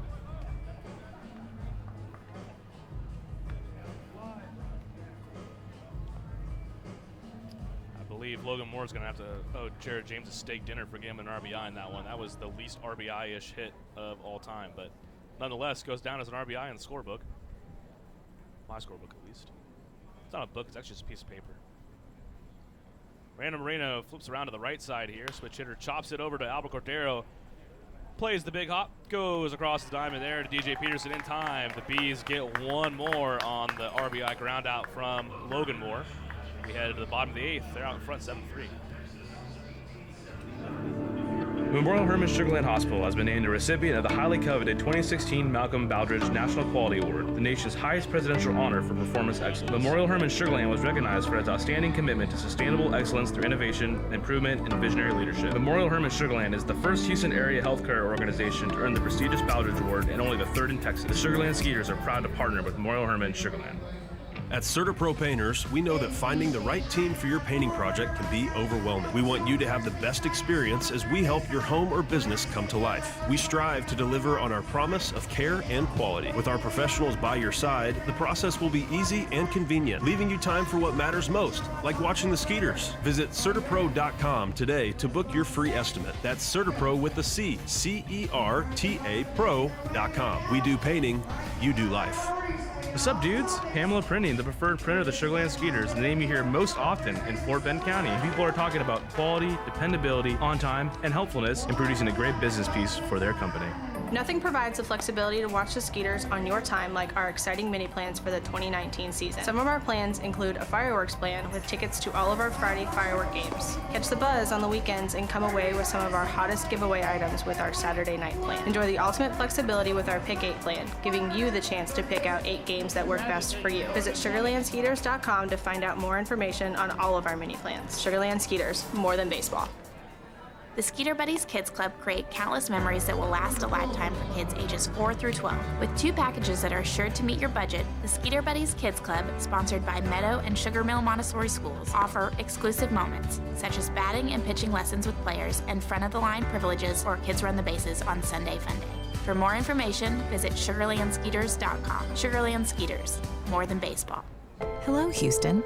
Tomorrow's here. Time for an energy company that does more than just sell electricity, and that's Constellation. We offer electricity plans that include protection for your air conditioning. If something goes wrong, we'll fix it, and you pay nothing for covered parts and labor. Visit constellation.com/getmore or call 888-921-MORE to learn how all of this is included in one great electricity rate. Certain restrictions apply. Visit constellation.com or speak to a care representative for details. PUC 100. Severica lead us off here in the bottom of the 8th inning. Skeeters trail the Bees 7-3. Patrick comments that if the pinch runner does not go into the field, they don't lose the DH. I can't vouch for the correctness of that, but he sounds pretty confident via YouTube.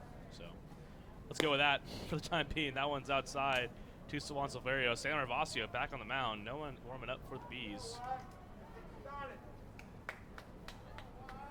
Gervasio balked in a run for the 2nd straight night last inning. And Silverio spoils that one, 1-2.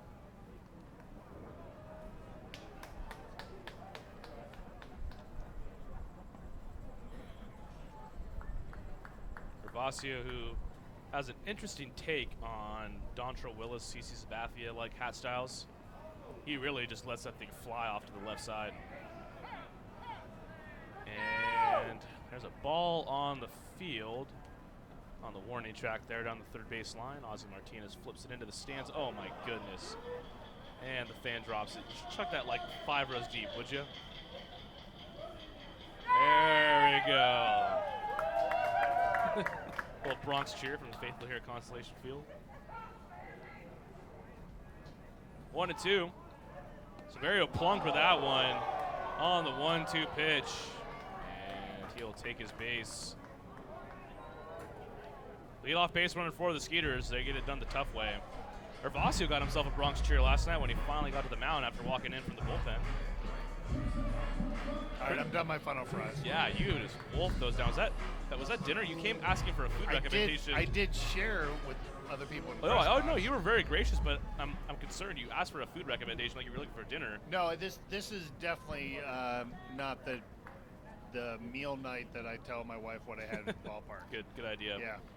From cheat night. Well, it seems like every day is a cheat day, but yeah, from the gigantic nacho plate to the funnel fries. Good, they're really good, really good. That nacho plate. I mean, it tastes good, but like that's one of those foods where it actually looks better than it tastes. It is just the presentation is A+. Shout out to Legends. But it's good. Like the cheese though at the bottom. The problem is that those the chips gets kind of soaked in the bottom. Yeah. And they become real spongy. That's a common nacho problem. I feel like you got to really. Well, you got to have a wider plate.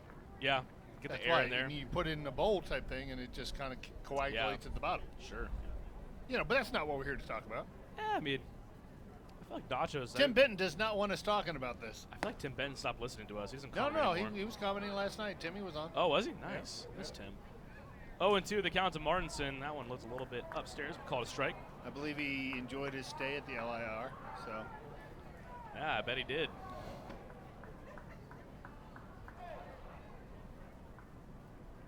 Silverio aboard with a hit by pitch. The 0-2 to Martinson. Skies out to Just left field. missed that. Just missed it.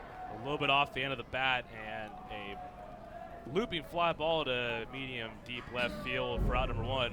He had that pitch scouted. He was on it. He just had maybe like a half inch closer to the barrel. It's a game of fractions of inches, and that was the difference between a 7-5 inning or a 7-5 game right now. Man, it seemed like the Skeeters had Gervasio right on the ropes. He came in with the bases loaded and nobody down, and then before he even got an out, he balked in a run, but somehow only let up just that one run. He's got kind of a rocky homestand. Yeah. First pitch to Wynton Bernard. Fouls it. Right field side and out of play into some seats there. Right fielder made a great run. Yeah. Be a little windy getting back. He is. That was a long run for nothing. Good run by Bijan Rodemaker. What's his name? Bijan Rodemaker. That is a name. Yeah. I like it. Kind of brings to memory Rookie of the Year, Rowan Gardner. You've never seen that movie? Nope. Oh my! Now I'm getting on you now for not seeing the movie. Right. That's fine. I mean, I can't really go to that well very often, so I gotta. Yeah. Okay. You can go there. That's fine. I have not seen it. 0-2 to Bernard. That's a good baseball classic movie. Not one of my favorites, but still a good one. Silverio aboard with a hit by pitch. Bernard down 0-2 here. See another lefty getting warm in the Skeeters bullpen. 0-2, Bernard gives it a ride deep Catcher left was field. sitting up outside. That is gone, baby. Oh, looking Good up. night. Collier looks and watches it go. 2-run shot for Wynton Bernard. That's some San Diego power right there. He almost hit that one all the way back to Poway, California. How about that? 2-run dinger for Wynton Almost Bernard. got to Escondido. There you go. Look out, 619. Wynton Bernard puts the Skeeters. Jock, just 2 runs there. 7-5 lead for the Bees. Second home run of the year for Wynton Bernard. And I'm just about to comment how the catcher's setting up outside. They just got him to swing at a bad pitch outside. Catcher's setting up outside, and he put it just right down Broadway, and he was right on it. And that's where you have to listen to your catcher. You have to pay attention to where he wants that ball to be placed, and he was nowhere near it, and he paid the price. That was a bomb from Wynton Bernard, his first home run here at Constellation Field, and now Cody Stanley takes a strike 0-1. That changes the complexion of this game for sure. Skeeters now just trail 7-5, 1 down here in the bottom of the 8th inning. And eventually our manual scoreboard will show that. At some point, that one chopped right side. Randall Moreno on a few hops underhands it to Jason Rogers, who gets to the bag just in time for out number 2. All right, I trust Patrick. He just pulled out. It's Rule 511A6. So yeah, he's making up numbers. Patrick's making up numbers. That's what he's doing. He's just Section 5, Paragraph 2. He's just making it up. Patrick, I'm a believer in you. I don't believe anything on the internet. If I read it on the internet, I know it's not true. That's probably a good rule of thumb. Like when I read your bio, I knew none of that was true. I just knew it. You didn't believe that I was a skilled pottery artisan? I had heard you. Anthony Jansanti up, 2 down. Skeeters now trail just 7-5. I don't believe I saw where that one landed. Bernard knew it off the bat. He just dropped the bat handle. That went to floor. It went to floor. That went to floor. And he went to floor. That one lined up the middle, kind of a cue ball there at Randall Moreno. Back. And in time for number 3, and it's Chris Setting up the rally sloth. Yeah, baby. 2 more for the Skeeters here. 2-run blast for Wynton Bernard. Skeeters trail 7-5. We head to the 9th. Texas Farm Bureau members get free tickets to Skeeters home games every Sunday all season long. Just show proof of your membership at the ticket office to get 2 free tickets to any Sunday home game while supplies last. Visit texasfarmbureau.org/sports to learn more about this offer and other benefits associated with your membership. This offer is exclusive to Texas Farm Bureau members and is only available while supplies last. So become a member today. Texas Farm Bureau Insurance, proud sponsor of the Sugar Land Skeeters. Memorial Hermann Sugarland Hospital has been named a recipient of the highly coveted 2016 Malcolm Baldrige National Quality Award, the nation's highest presidential honor for performance excellence. Memorial Hermann Sugarland was recognized for its outstanding commitment to sustainable excellence through innovation, improvement, and visionary leadership. Memorial Hermann Sugarland is the first Houston area healthcare organization to earn the prestigious Baldrige Award and only the third in Texas. The Sugarland Skeeters are proud to partner with Memorial Hermann Sugarland. At CertaPro Painters, we know that finding the right team for your painting project can be overwhelming. We want you to have the best experience as we help your home or business come to life. We strive to deliver on our promise of care and quality. With our professionals by your side, the process will be easy and convenient, leaving you time for what matters most, like watching the Skeeters. Visit CertaPro.com today to book your free estimate. That's CertaPro with a C, C-E-R-T-A Pro.com. We do painting, you do life. What's up, dudes? Pamela Printing, the preferred printer of the Sugarland Skeeters, the name you hear most often in Fort Bend County. People are talking about quality, dependability, on time, and helpfulness in producing a great business piece for their company. Nothing provides the flexibility to watch the Skeeters on your time like our exciting mini plans for the 2019 season. Some of our plans include a fireworks plan with tickets to all of our Friday firework games. Catch the buzz on the weekends and come away with some of our hottest giveaway items with our Saturday night plan. Enjoy the ultimate flexibility. Cut right out of that. It was the Sorry, big. Caitlin. We apologize for cutting you right out. I caught the buzz. And welcome back to the mound. Matt Perk, he's going to get a opportunity out of the bullpen here. And Perk, who was momentarily released, and then Nick Rumble having his contract purchased, didn't go too far and is now back. And Perk was really good out of the bullpen. And when the Skeeters needed a starter, you know, he was up to the task. He volunteered, and I mean, that was definitely not something he did a lot in his pro career, but now back in a little more of a comfortable spot in the bullpen, and I expect the former big leaguer to get things back going. As a reliever this year, Perk was 2-0 with a 2.45 ERA and 9 relief appearances. I assume you talked about Rumbelow tonight. We did. Number 13 on the year. That one grounded foul by Darren Ford. That is incredible. Number 13. 13 players picked up by affiliated teams this year, or major league organizations. Well, but that's only part of the story. You got to do it based on the number of contracts that got picked up. Well, yeah, I mean, 16 total contracts, 13 by major league teams. Yeah. That's 25 since Pete took over as manager last year. Pete Incaviglia. It's impressive. It's very no impressive. team in independent league baseball can match that number. Doesn't matter. It's not even close. No, the Kansas City T-Bones were the next closest. And interesting news, I actually found out today, they are having some trouble. They had a, I don't know how to put this, but I don't know if they're going to be a team next year. There were some reports that they were not paying rent, and they have about 25 days to evacuate the premises. Wow. It's a nice ballpark, though. I'm imagining somebody will take it over. Yeah, that'll be interesting to see what happens with that. I mean, I hadn't read that yet, but I'll. The team did not announce anything, but I'm not just speculating. There were multiple reports. Well, the team's probably not going to announce, hey, we're not paying rent. Exactly. There's a few teams now because Doug Failing, him and Russell Woolman are events manager. They both used to work for the River City Rascals in Frontier League. They are also going under as of this year too. So what happens with a lot of those is that there's a conversation going on already. Yeah. You know, so that there's a conversation about changing your lease, modifying your lease, and so at a certain point the team will stop paying that rent. I mean, it's a strategy. I don't know if it's always the best strategy to kind of force the hand of the person you're negotiating with. It rarely works. I mean, yeah, it comes as a surprise to us. I'm sure it did not come as a surprise to them, you know, the announcement today. But we'll have to wait and see how that goes for them. 2-2, the count to Darren Ford. Matt Perk gets him to ground that to Cordero, who's playing in, and gets it over to DJ Peterson. And plenty of time for number one. Matt Perk, man, I got to figure out what products he's using for his beer. That thing is A+. Yeah, you're just. I can use some work. It's getting what become. What are you going for exactly? It was a little more like stranded homeless man. It was a little nerdy. It's going a little neck beard. I was told I can't shave until the rest of the season's over. No one told you this. No one told you that. You just made another thing you made up to tell a story. Ballpark just went dead silent here. Yeah, because they said that's not true. And a couple people over there they have us on the ham radio. And they heard it. They heard it, and they said, no, that's not true. And Jackson pops that one up, out number 2. Did your dad, when you went to a baseball game, listen to the radio while he was at the game? No, my mom is actually the real sports fan. Okay, but did she listen to the radio when you were at the game? No, we're at the game. We're enjoying it.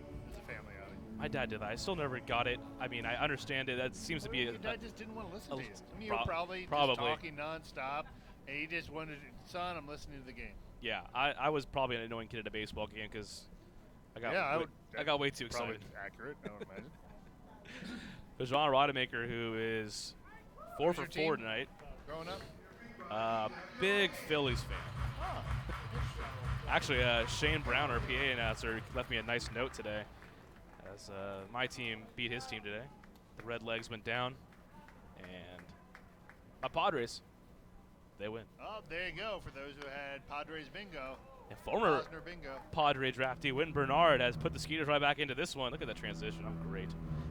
Hey, that's why you got the nickname Ry Binks. Oh, see, I know you're behind Long Odd Ride. I don't. If you're What not are you behind it, talking about? you're quite aware of who's running it. I'm aware of a lot of things. Still pretty convinced. 0-2 the count to Rodemaker. I love that nickname, Ry Binks. Don't know how I feel about that one just yet. Oh, I wouldn't like it. Oh no. Is he that bad of a character? Like, is he that disliked in the series? Okay. Yes.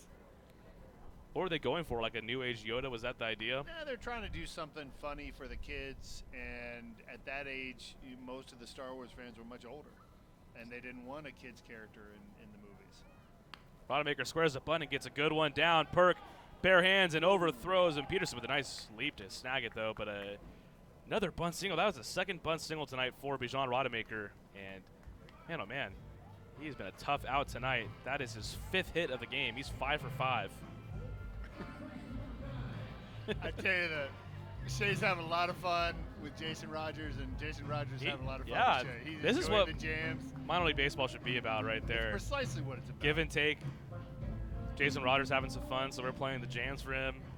The absolute best. So for those that don't hear the crowd mic, Shay Villarreal, his job is to entertain people with the music inside the ballpark, and part of that is finding interesting things about the players, and so Jason's a healthy guy, and so he was playing some fun music, and he was having fun with it, and so in contrast, other people not having fun with fun things, and so when he came up to bat today, they played the theme from the Golden Girls, and that was really great. Yeah, that was fantastic. I asked him, so I went down into the clubhouse yesterday because Shay was like, hey, he's been such a good sport. Let's get him his own actual walk-up song of choice, at some point in the series. And he said, no, man, you just keep having whatever he's doing, keep him doing it. I'm like, okay. If you want him to keep going, he will. Shay, I think, has like 12 more songs he has ready to go for Rogers. We got 3 more games left, so. And that's what makes it fun. They want to have fun too, and so finding those things that, I told Shay early on. I said one of your goals is to get someone to start walking up and stop because they're laughing.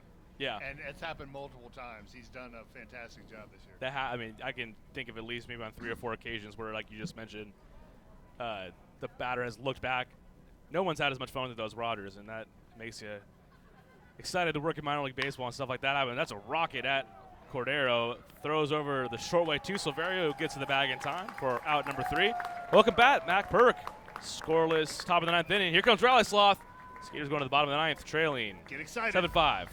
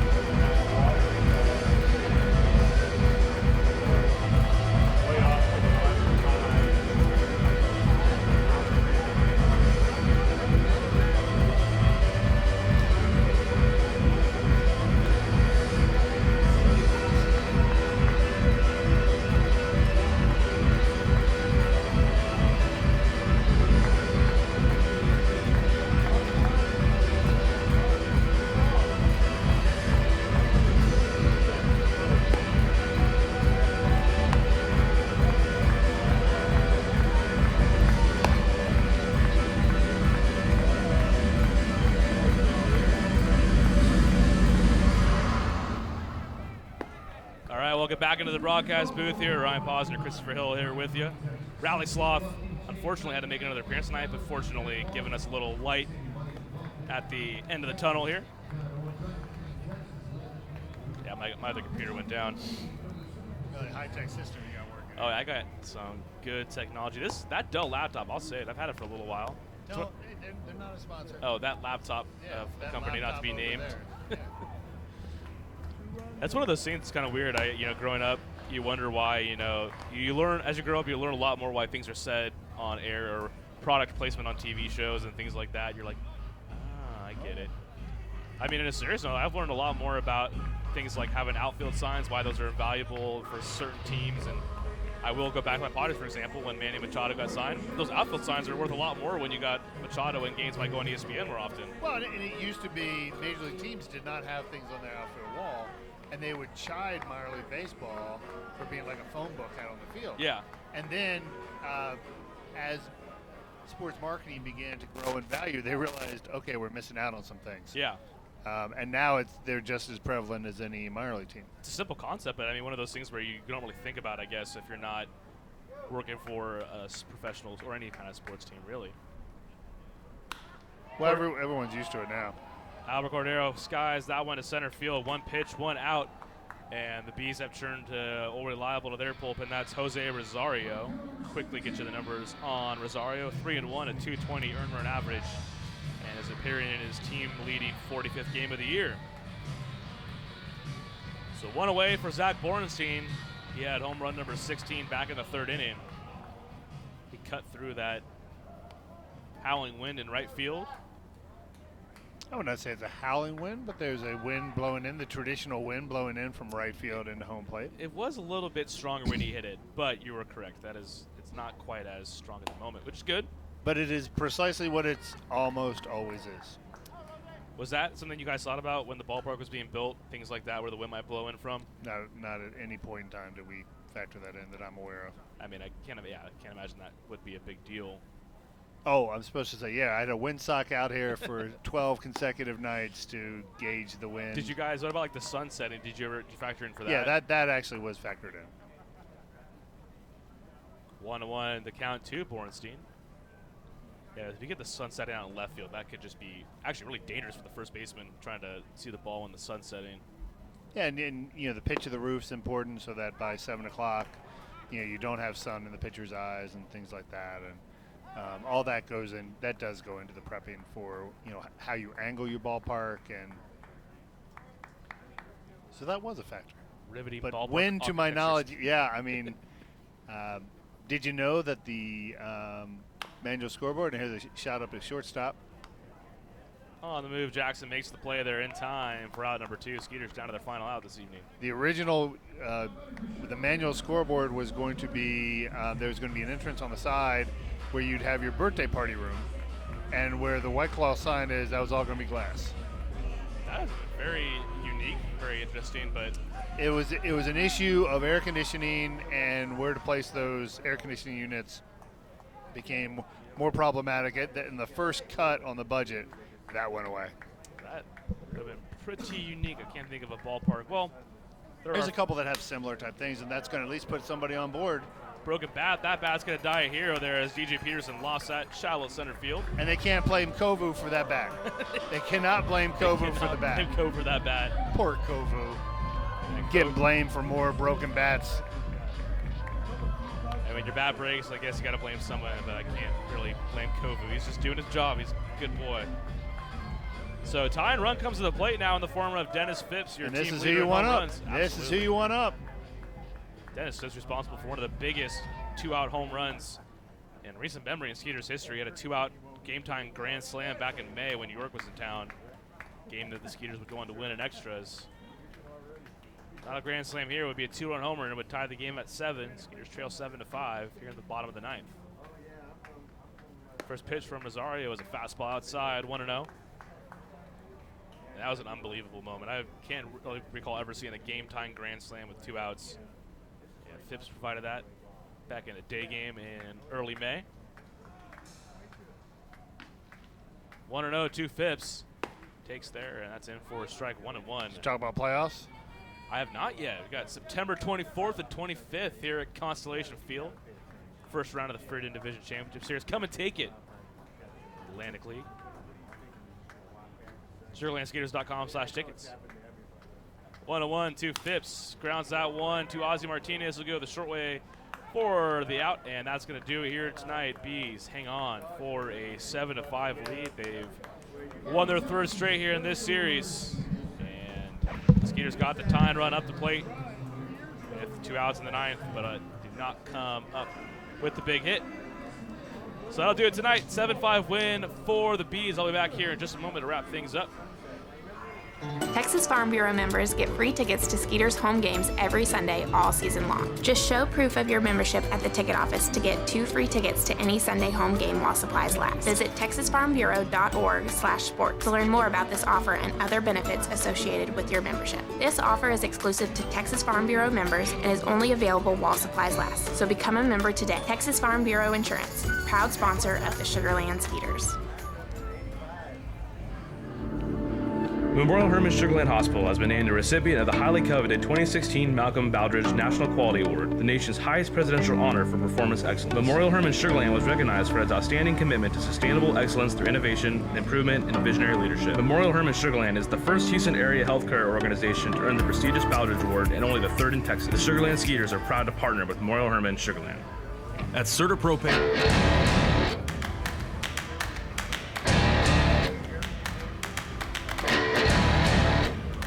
Bees take their third straight, a 7-5 win tonight at Constellation Field. Final numbers: 7 runs, 10 hits, no errors for the Bees. 5 runs, 11 hits, 2 errors for your Skeeters. Bees got 3 in the first on a 3-run double from Mike Karp. They added on 1 in the third, 1 in the fifth, and 2 more in the eighth. Majan Rodemaker with a home run for New Britain. He went 5 for 5 tonight and hit his 13th homer of the year. The Skeeters tacked on 2 runs in the third. Zach Bornstein with a solo shot and an RBI double from Dennis Phipps. They got 1 more in the 7th when Sam Ravasio balked in a run, and then they added 2 more in the 8th on a mammoth 2-run homer from Wynn Bernard. But that was all the Skeeters had. They got the tie and run up to the plate with 2 away in the 9th. Skeeters on the season, they dropped to 56-51, 21-16 in the second half. Bees advanced 51-54, 16-20 in the second half. Your winner, Corey Riordan, he moves to 7-6. Chase DeYoung drops to 3-2. Jose Rosario with his 7th save of the year. 7:05 p.m. start tomorrow night, Tuesday, at Silver Skeeters Tuesday here at Constellation Field. SugarlandSkeeters.com/tickets to get your spot here. Righty Devin Burke going to go against Mike Housechild, who's 2-0 with a 1.64 ERA since joining the Skeeters. That'll do it for me tonight. Enjoy the rest of your Monday night. We'll see you back here at 7:05 p.m. on Tuesday.